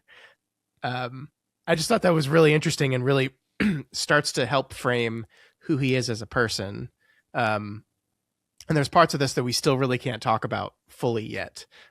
But we're seeing more and more of this come to pass. I will say the show ends on a moment of, it is not Riley getting attacked by a vampire that ends our show. It is Father Paul walking past Riley being eaten by a vampire and then slowly closing the door to the recreation center. So I agree with you. He is not the villain of the piece, or at least hasn't been the villain of the piece. But that is a line crossing moment. Yes, I think. Yes. I think he's, fair point. He's being depicted more and more overtly villainously as this episode goes on. One of my favorite moments, and one I wanted it to make sure to hit, is just at one of the, I forget exactly whether this occurs before the AA meeting. I think it's before the AA meeting. He sees Father Paul standing, on the porch of his house. It's the creepiest. And it's just this like silhouette of him, and he's kind of like hunched in like a forward-leaning, like predatory stance. He looks so creepy. He looks so creepy. It's so terrifying. And this is in a moment where you don't really know where this guy is at, right? You're like, he kills people now. Is he going to just start sprinting at Riley? Like you don't know. And then he kind of like straightens up and he walks over to him. But it's like you can see the feral hunger in that stance. He's still hungry. I think that's what that's communicating to us, is it's like, this guy is not all right, but he's going to put the mask back on. I love that so much. That was one of those moments that I'm really wondering if Flanagan and his team were like citing some other horror thing. Cause like that looked familiar to me in a way I really desperately tried to place, but couldn't place, that it was like composed to look like something I've seen before. I just couldn't find it. But I would not be surprised if we get an email from a listener who's like, yeah, no, he was referencing this and like we see like the composition of the shot and the way the character's holding himself like lines up perfectly. Cause yeah, I agree. Like that was straight like horror monster moment there. I mean, I feel like this is not it, but it kind of reminds me of when the priest looks out the window of his house in Signs and sees the silhouette of the creature standing on the roof. It's definitely not that, but it's like the same vibes to me. Sure. I love it. Yeah. No, the second you started talking about that, I started laughing because I knew exactly what. That sequence is so perfectly done. Some things I did want to mention. We have not talked about Ali attending church and Hassan struggling with that. Like I think that's a small scene in the overarching what we're doing in this episode moment. But I really loved that line of, I will not tell my son not to look for God, but son, we already have him. It's the kind of we already have him. Real struggle that Hassan is having with his son. Like, I mean, I think we kind of hit on this last week, but let's just hit it again. Like, he goes to this meeting and he's talking to everyone in town about like, hey, look, like I am fine with my son, reading other books and reading the Bible and learning about Jesus, and like I want him, like we encourage him to do that. I want him to do that. And then like the not maybe direct contradiction of that, but like the push and pull of like wanting to be this person that is completely fine with your son doing these things, and then also like really having a hard time when that leads to something that you're not a fan of in your kid. And like I really want to, we haven't spent a lot of time on what Hassan's faith is doing in the overarching conversation of the show. And I think it's because we've still got a lot of important beats of that left. But I just want to make sure we at least bring up the small scene that they're in this episode to kind of continue to carry that forward. Yeah. It's clearly a thread we've been keeping going this whole time, and we haven't really talked much about it. I know, just in the abstract, I guess, this is something that I have never really personally struggled with, though I guess probably my parents did struggle with it, is just the idea that like, if you want your kid to believe a certain thing and you bring them up in your religion and then they don't carry that forward, that's got to be pretty painful. Sure. But I mean, I think my personal reaction to that is like, on some level, I'm just like, I know in advance that I have to accept whatever choice my kids are going to make in this regard. Mm-hmm. Now, the thing about parenting is your kids always manage to like, monkey's paw you when you say stuff like that. But by which I mean like, you can't pre-commit to not being upset by anything your children will do because they'll find a way, right? Yeah. And you'll still love them, but that doesn't mean they can't hurt you. But anyway, that's the main thing I think is happening with Hassan and his son, where we don't know, or we're empathizing with him feeling like he's put a lot of energy into raising his child a certain way, and he's losing his child to this like very sort of obviously seductive religion that's kind of right there. Yeah, I mean, and honestly, like, it is a really interesting idea that like the reason why he's being pulled to this thing is the reason why everyone else in town is being pulled to this thing is because there are miracles happening here. Like one thing Annie, Riley's mother, says to him is, God isn't asking you to have faith in something that you can't see. He's only asking that you look. And so it's like this idea, which is a really interesting kind of twist on the idea of faith, right? Like the point of faith is that is belief in something that you cannot prove, that you cannot see, is just to have faith.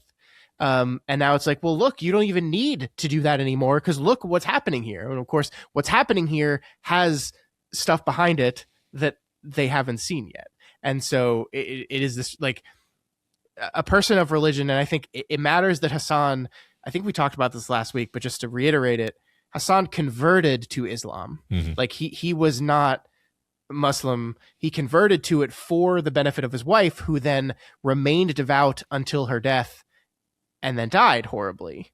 And so he is committed to this religion for the sake of his wife. And so his son looking elsewhere is not just moving away from this stringent thing, I believe, but is also in his mind perhaps like a betrayal of my wife's belief, mm-hmm. and therefore a betrayal of her in a way that I think is very difficult for him, which is like so deliciously complicated, and maybe shows like how much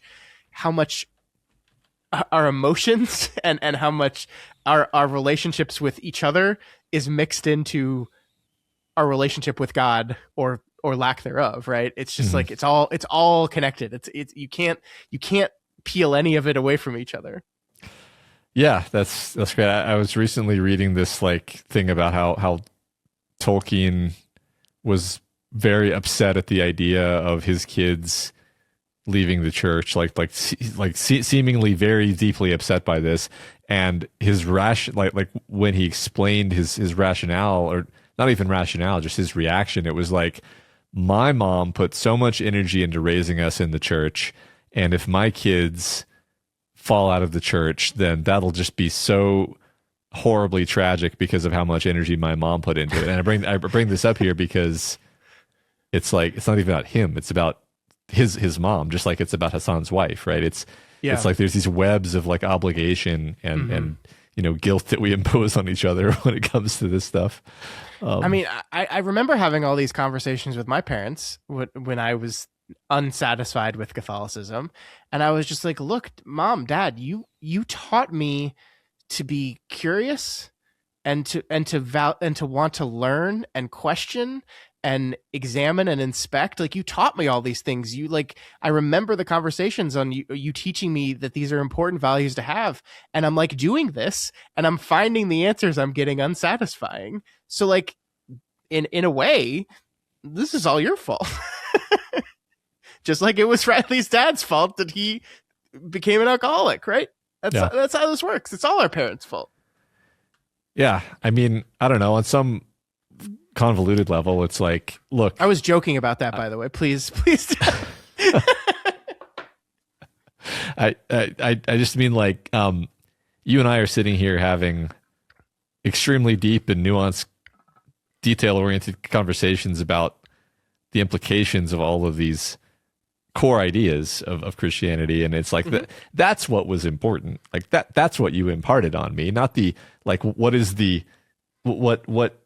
percentile do I put on my assertion of belief in the existence of Jesus Christ and the saints. It's like, no, that's it's not really the thing is that these are things that I've internalized and that I think about, right? That's what it means to raise someone in the faith, not like do you say the magic words? I don't know. That's my opinion anyway.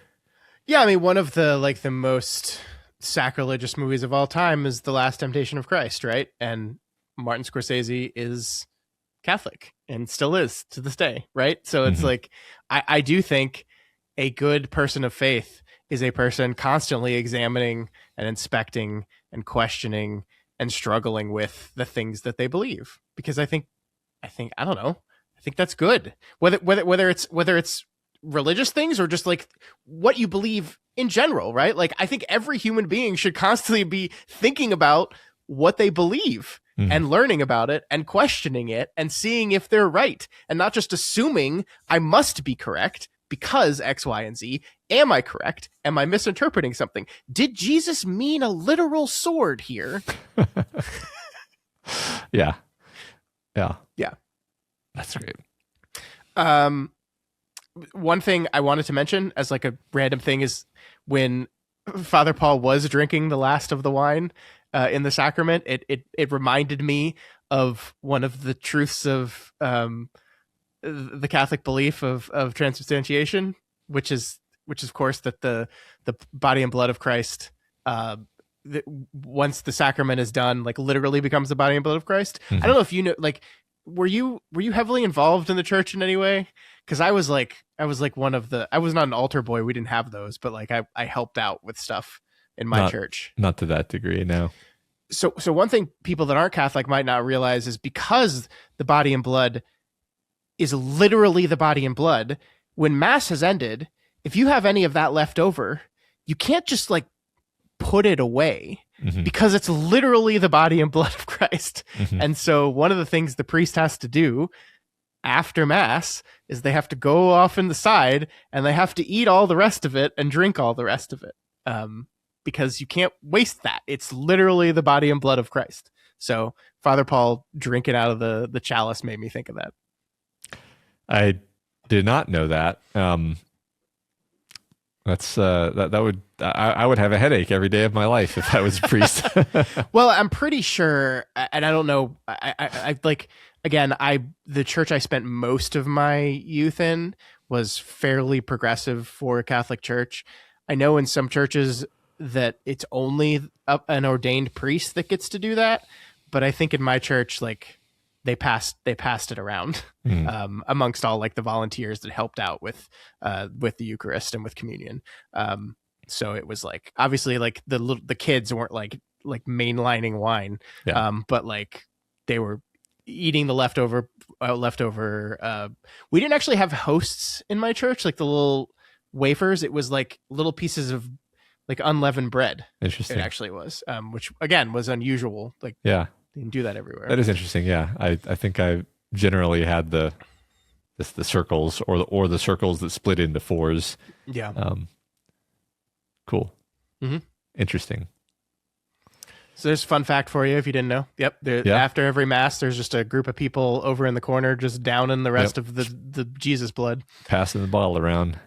I don't know if this is true, but I feel like whenever we see the bottle with the wine, I feel like it's a little bit more viscous than wine should be. Yeah. You know, like they added something to it just to give it a little bit more, what is it, the legs, you know, which is... Yeah, Matt, it was vampire blood. Yeah. I mean, I'm just wondering if like the prop literally had like extra, you know, goo in it to make it seem like it was a little. It just gives it, maybe it's projection, but it just feels like it's a little creepier because it's a little bit more like blood. Yeah, I'm sure you're right there. I just want to say once again, like maybe this is sacrilegious. Apologize, Catholics. I feel like if you told Jesus, okay, so now this is literally your body, he would be like, no, it was a metaphor. What are you talking about? Yeah. Remember how I did all the parables? Remember? Do I need to explain the concept of a parable again? Ugh, it's so silly. Yeah. Anything else you had? No, I think we actually hit 100% of my bullet points. Oh no! What? Just because I thought this was so great is when Bev is kind of giving him a pep talk when he's sitting there on the floor in a pool of blood, and she's like, and then we're gonna get you up, and you're gonna go out there, and he just goes, okay, here's the thing. And he just holds his hand up, and it burns, and she's like, okay. just that exchange just. It killed me. I loved it so much. One thing we haven't really talked about yet is the idea that does any of the people in the story know what a vampire is? Like as Father Paul is sitting there noticing that he has this hankering for blood and that he can't touch sunlight, is he going like, oh man, I've read some stuff about this. I mean, I will say we haven't mentioned this, but the book Salem's Lot is on Riley's shelf in his bedroom. I think we've not said the word Salem's Lot very often during the course of the show, which is fascinating because I think this is like people have joked, myself included, that this is like the best Salem's Lot adaptation ever. But so like in Salem's Lot, like people said the word vampire, right? There was a point where everyone came together and say like, hey, so vampires? Yeah. That hasn't happened in this show. Might not ever happen in this show. Yeah. But it's just interesting to think about. Yeah, right. And Salem's Lot, for what it's worth, is an adaptation of Dracula, right? So yeah. I think it's just, this is a lineage of taking this shape of a story and adapting it for the times, right? Mm-hmm. I don't know. I mean, you're totally right that the novel is there. So this is a world where people write stories about vampires. But I mean, maybe we're just meant to think like that is so far from anything that Father Paul could ever admit to himself that it's just not crossing his mind. Like he's just in such severe denial. Sure. He's so locked into his worldview that it just, or maybe it's, you know, battering at the door of his subconscious. I imagine priests must be really good at double think, you know. Sure. Yeah. It's an interesting question though. Speaking of Riley's room, we mentioned the X-Files poster. Mm-hmm. He also has a poster for the movie Seven in his room. I don't know if we've mentioned that one. And we saw in this week's episode, he has a Scream movie poster in his room as well. So just really just the coolest teenager ever. Yeah. Riley Flynn.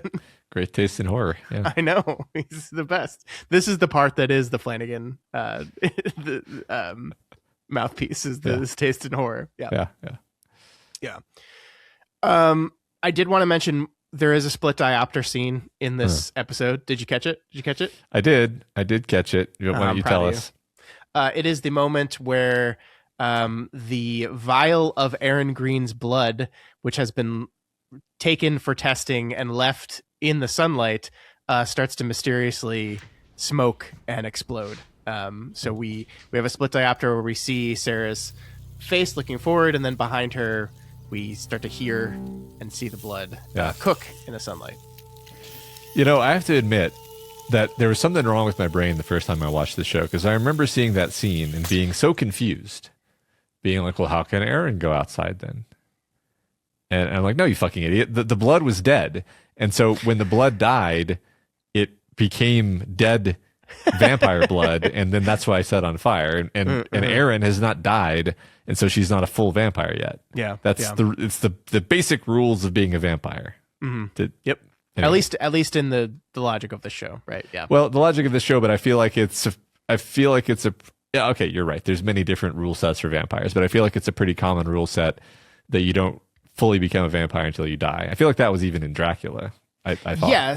Yes. I mean, the traditional is like vampire bites you to kill you. You drink the vampire's blood. That's what turns you into a vampire. What we're having here is kind of the opposite of you drink vampire's blood.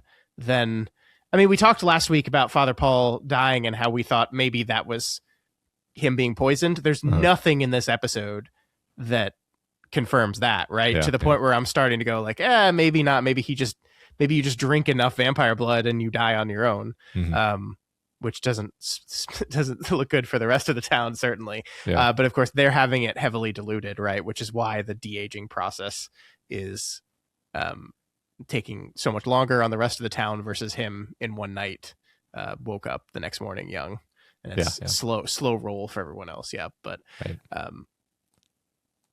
we didn't mention this, but in Annie's speech to her son about like, you don't have to believe in something that you can't see, she's basically admitting everything that we've seen, which is like, hey, your dad is good. I can see without my glasses. Something is happening in this town. Something. And I did want to, there's an interesting way to focus on that, because one of the things in one of his early homilies, Father Paul says is like, look, second chances, this place is dying. God is going to come to this place and he's going to give it new life. And of course, he's saying this with a certain knowledge that he is here giving them the stuff. But like, here's the thing, Matt. Ed Flynn being young again doesn't make fish appear in the ocean anymore.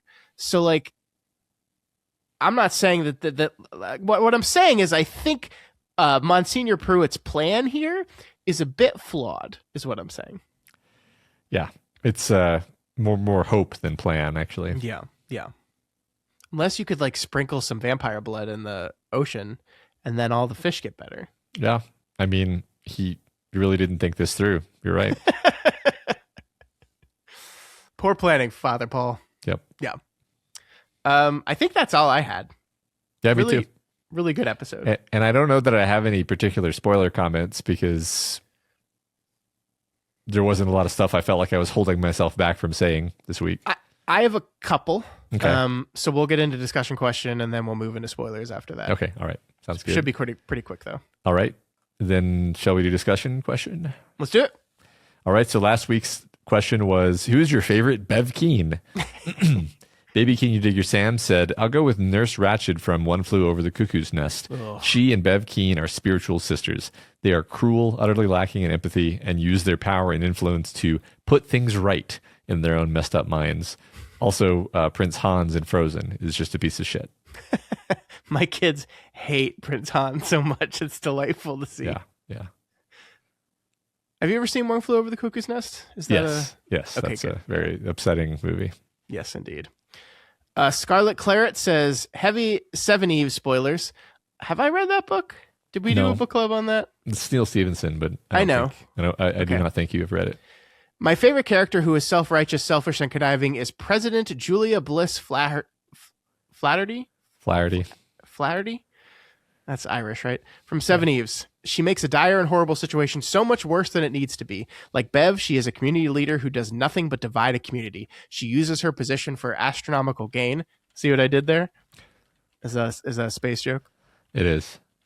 Over the people she left behind, the people who looked at her as a leader, the people she had agreed to die with. Then, when she found herself without any power, she manipulated the human race to near extinction. She does receive punishment. Tongue bolt makes me shudder every time, but also becomes one of the progenitors of the next phase of the human race. She is so frustrating and delicious as a monkey wrench in the machine.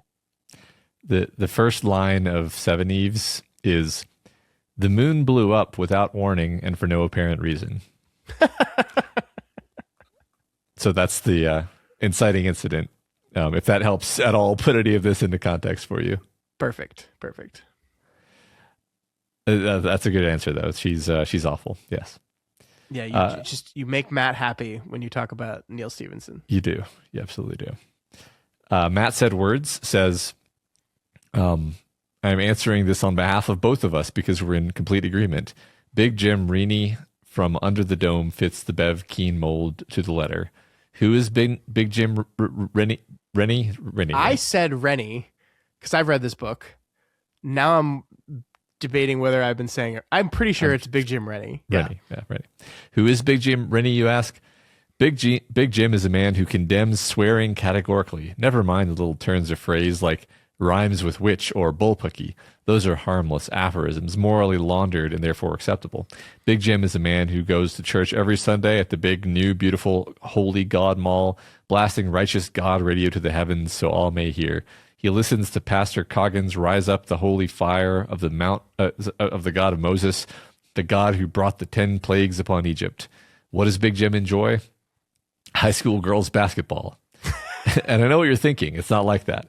At least not entirely. Sure, there are short shorts and long legs, but that's not the point. The point is the hate in their hearts. Girls fight harder for the win. They bring the fight to the other team in a way boys simply cannot understand. They want to win. Nay, they deserve to win. And damn you if you think you're going to stop them from getting it. When Big Jim is in the groove, he feels it, and God feels it, and God will smite those who dare stand in his way. Rise all ye and bear witness to the final word of the man who would proclaim himself ruler among men in Chester's Mill. Rise and be true and listen to the holy proclamation of our Savior, our second selectman, Bill Jim Rennie. Seriously, though, I love hating that man. Under the Dome, Matt. Great book. Got very close to picking that back in a season of Kingslingers a few years ago. Ended up going a different direction, but fun book. Maybe we'll cover it in some way sometime in the future. I still haven't read it, so. Yeah. All right, we have Ding Dong Doodly Doo, who says, my first and favorite Bev Keane character is absolutely Commodus, played by Joaquin Phoenix in Gladiator. I think this is the first rated R film my parents let me watch as a kid. I was 10. Phoenix's performance was just so on point as a vain, snivelly, and cruel villain. My blood boils every time I rewatch. Simply irredeemable. Yep. I love that. I think there's like an important thing that happens to all children when they experience a character in a story that is just terrible and they hate them, and then like the story like takes a long time for them to finally get punished. Mm-hmm. My example of this is from the year 2000 film The Patriot, directed by Roland Emmerich, where you have the Jason Isaacs British character who the movie just makes you absolutely despise and hate so much. And I was just like, I think Commodus is a good answer too, but I was just like, why is he can't get away with this? Why is the movie letting him get away with this? When is there going to be consequences? There has to be consequences. Why? And that's very difficult for a child. And yeah, it's a rite of passage. It is a rite of passage. You're making me think of Alan Rickman's Sheriff of Nottingham, actually. Yes, exactly. That's another one. Yeah. Similar type, similar vibe. Yep. Although he was fun, at least. All right. Bent Westward says, for Bev Keane type characters, my definition is holy roller or holier than thou type characters that believe they can do no wrong, but in reality are hypocrites. I'm going to go with the prison warden from Shawshank Redemption, Elder Samuel Norton. A devout Christian prison warden who quotes strict scripture daily, runs a corrupt, brutal prison system, and commits murder to protect his power, believes order equals morality no matter the human cost. His mantra might as well be, God forgives, my system doesn't have to. Do not call him obtuse. Shouldn't have called him obtuse. That's I great. like that. Yeah, I like that. He's a bad dude. Don't like that guy. He sucks. Yeah. Hope something bad happens to him at the end of the movie. All right, just quickly go through the remaining answers. Once again, thanks everyone for contributing. Busy Dad 82 says Shiv Roy from Succession as a terrible character, betraying progressive ideologies for family ambition. Steve Living Room says Harold Lauder from The Stand and Rupert Mannion from Ted Lasso. I know one of those anyway. Alex C. Telander. Yeah. Says Sylvia Pittston from The Gunslinger and Mrs. Carmody from The Mist as twinners. Yeah, those are twinners. I love that. That's perfect. Pear Jane says Littlefinger from Game of Thrones is petty, smug, standing behind bigger purpose for power. Yeah, that's an interesting one where I think especially the book portrayal is a lot more like hypocritical, whereas the show portrayal, he's kind of just a obvious manipulator. Yeah. DJ Nedelko says Joffrey, Ramsay Bolton, Cersei from Game of Thrones, and Bellatrix Lestrange from Harry Potter. Yeah, these people all suck really bad. First 83 says Miss Peel from Little House on the Prairie, calling people Jezebels while being unable to read.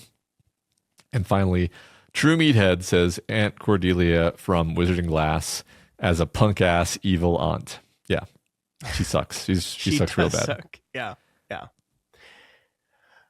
All right. Well, those were great. I love those. I mean, I hate all those characters. They're terrible people and they deserve everything they got. But great answers, everyone. Yep. All right, Matt.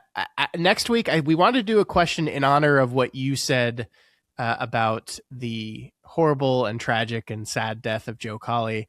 And so what are we asking the folks? What is your favorite moment of horror?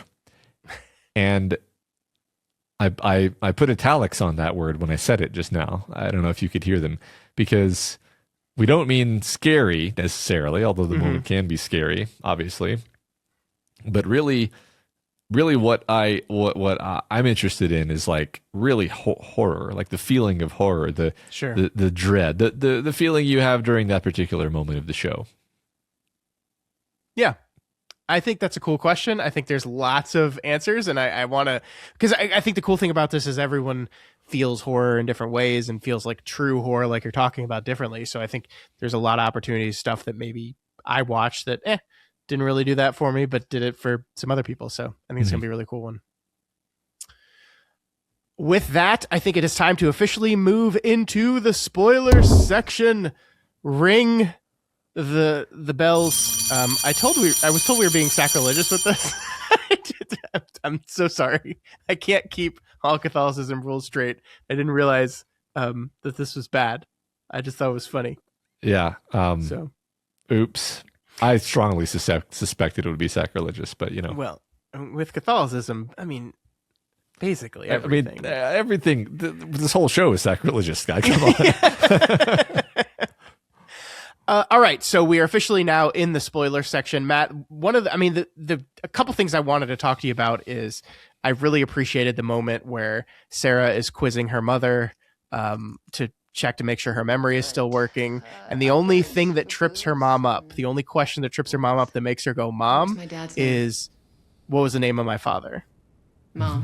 Which, of course, Your father. Mildred has to think about for a minute, right? Because I think that is the one big reveal that we kind of moved around it in this episode. I struggled with how much we were going to make it apparent that it's very clear that Monsignor Pruitt is in love with Mildred.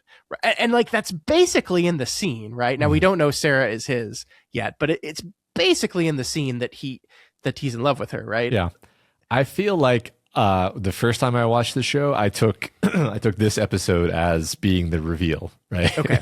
So maybe we should have been more explicit. I mean, we can hit it here. Like, Joe Colley says, the rumor was the old man wasn't exactly celibate. Yeah. We see her reaction, not being able to say her daughter's father's name, because it's a secret. And then when they meet each other, and she immediately knows it's him, and they are clearly connected in a deeper like in that moment, I was like, okay, I get it. Yeah, and this is the great kind of slow reveal of the show, is that as much as Father Paul Monsignor Pruitt wanted to give this place and the people of Crockett Island a second chance and their own form of rebirth and all that stuff, it's really all just for Mildred, right?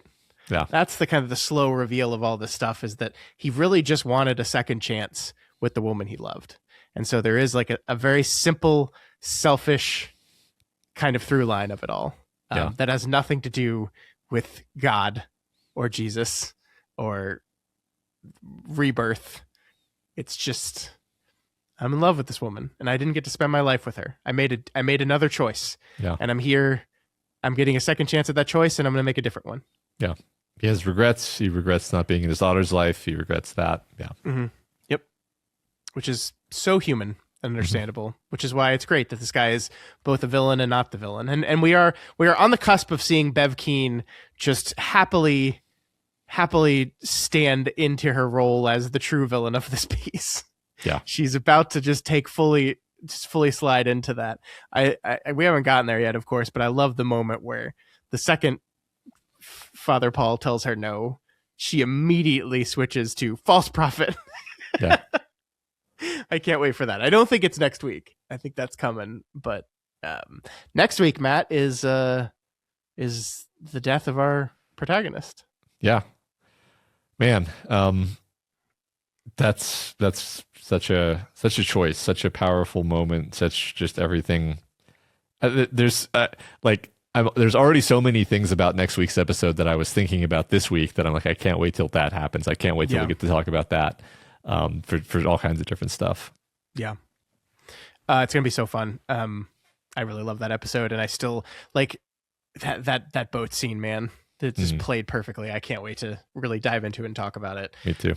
The only other thing I did want to briefly talk about, and I want to talk about it here, and maybe we'll revisit it in the non-spoiler section once we're all said and done, but we talked a little bit about, in kind of a joking manner, about the way the vampire / angel is characterized so far in the show, that like there's no real clear like want or drive behind him. He's just kind of chilling and hanging out. And I was thinking about this a lot this week, and maybe I'll just bring this up here so we can talk about it later, but like I wonder if this was like an intentional design by Flanagan to like not really have this delve into Satan and demon stuff. Like if you give him too much like desire and want and planning and like manipulating, then it's like every Christian viewer has an out, right? It's like, no, this isn't, none of the bad things that happen is a problem in Christianity or in Christians. It's just the work of Satan. Satan is manipulating people. Satan is doing what Satan does. And therefore none of this is a problem with that. It's just, oh, it's Satan rearing his ugly head again. And it's good we beat him back. And I feel like this is not something the show wants to do, because the show wants to inspect Christianity and Christians and Catholicism and Catholics and the flaws in some of this reasoning and arguments and dogma. And so if you characterize the vampire too much, if you make him like less animalistic, more like cold and calculated and manipulating, then you risk saying it's like, oh, it's just that damn Satan again doing his thing.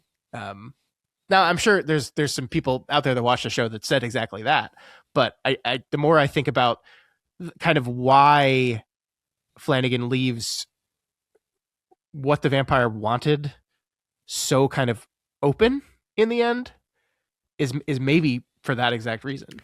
I agree. I love this. I mean, I basically see it as the vampire does not really have agency. He empowers Father Paul to take action, and thus it's Father Paul who drives the narrative and it makes all of the consequential choices. He doesn't trick Father Paul into bringing him back to Crockett Island. Father Paul leads him there, brings him there, goes out of his way to bring him there, and he really just kind of mopes around the island eating cats and grabbing a person here and there. Yeah, that doesn't really have long-term goals. I mean, maybe if you were to do a small act of like projection, it's like, well, the vampire probably wants to spread his vampirism.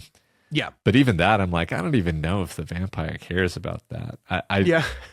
I don't know that the vampire thinks. I don't know if the vampire is like a guy. I mean, he's animalistic. He can't speak, right? That's the thing that we can say in the spoiler section, but like hugely important in my mind that the vampire never speaks except to parrot people, which kind of highlights its role as like a predator more than anything. Yeah. No, I agree. I mean, the most like human gesture we see it do is when it tells Father Paul to stop talking. Shut up. Yeah. I guess this was just like a touch I loved, is that when it walks up to the communion thing, like just the gesture when it like grasps the plug and pulls it out. It's so like this like elegant vampire Dracula like hand movements. I just thought it was really great. Man, we haven't talked about the design of the vampire in the non-spoiler section yet, and I think it's specifically because I'm waiting for the moment where we see him in the chasuble, which is like one of the greatest moments in television, where you're like the perfect realization of like, oh, we fucked up. I love it. Yeah. So maybe we'll save that for that. I think that'll be fun.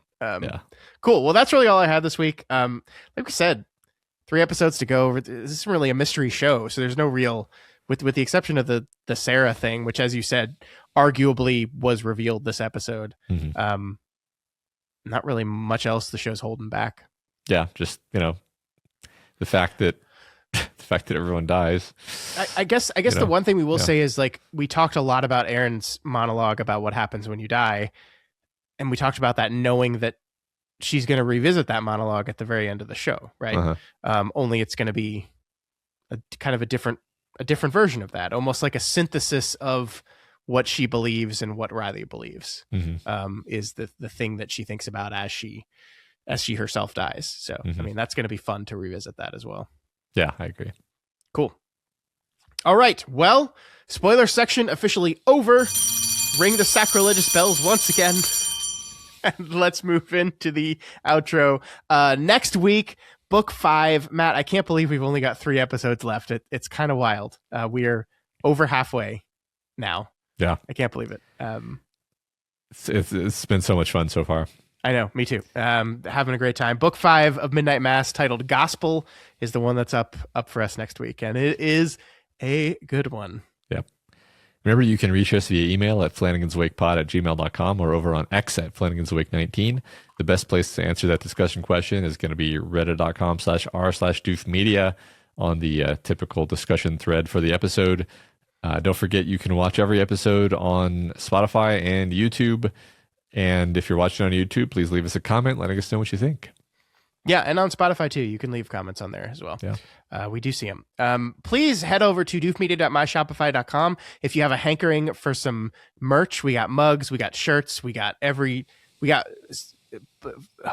It's cold out there. Matt, it's going to snow in Texas this weekend. Wild. Can you believe it? It's pretty unusual. It's very unusual, right? I mean, in Dallas, I guess it's slightly less unusual, but yeah, pretty rare. Everyone's freaking out about it. I don't think it's going to be as bad as everyone says, but it is supposed to happen. So if you live in Texas and don't want to, well, you're too late already, because it won't arrive in time to protect you from the snow, just to avoid any legal ramifications there. But hoodies, the hoodies we sell are actually very comfortable. I like them a whole lot. Yeah. That's doofmedia.myshopify.com. Yeah. And if you like any of our shows and you want to support us, then please consider donating to us at patreon.com/doofmedia. We're doing a bonus podcast covering the TV show From over there. And plus there's a huge backlog. And even if you don't feel like throwing any money over there, if you do follow us on Patreon as a free patron, then you will be kept up to date on all the goings on in the Doof Media universe. Yeah, we kind of put the call out. It'll be 2 weeks ago by the time you folks hear this, to help have people help us get kind of to I think we said 1,000, right? 1,000 members. Yeah. And since that time, it's only been a week as we record this, but we're already up to 840. So we're well on the way to 1,000. So thank you for all those who've done that. Please keep that up. We just want y'all to be able to know when stuff happens or we're doing stuff. I have some thoughts, Matt. I watched some shows this weekend that I have some thoughts on. Okay. And I think some of those we'll do in a podcast, but some of those maybe I'll write words. Yeah.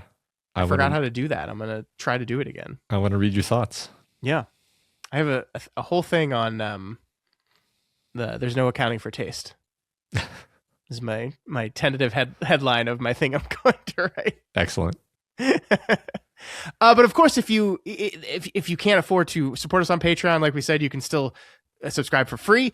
But one other thing you can help us do is share this podcast. Please keep sharing it. That helps us a whole lot. And you can help us by leaving rating and reviews on Apple Podcasts, on Spotify, on any of those platforms. Those rating and reviews help us, and we do like to read them as we get them. We don't have a new one to read today, unfortunately. We still cannot read on like the base app reviews that come from other countries, which I hate. But so if you are from another country besides the United States and you have left us a review on like Apple, I can't see them, but I thank you for it anyway. I'm assuming it's 5 stars and you just love us to death. That's right. Thank you. Thank you. Thanks, in advance. everyone. Yeah. Thanks, everyone. Hope you have a good week, and we'll see you next week for episode 5, Gospel. Until then, don't go out in the daylight, Mr. Flanagan. Because he's a vampire. He died. Yep.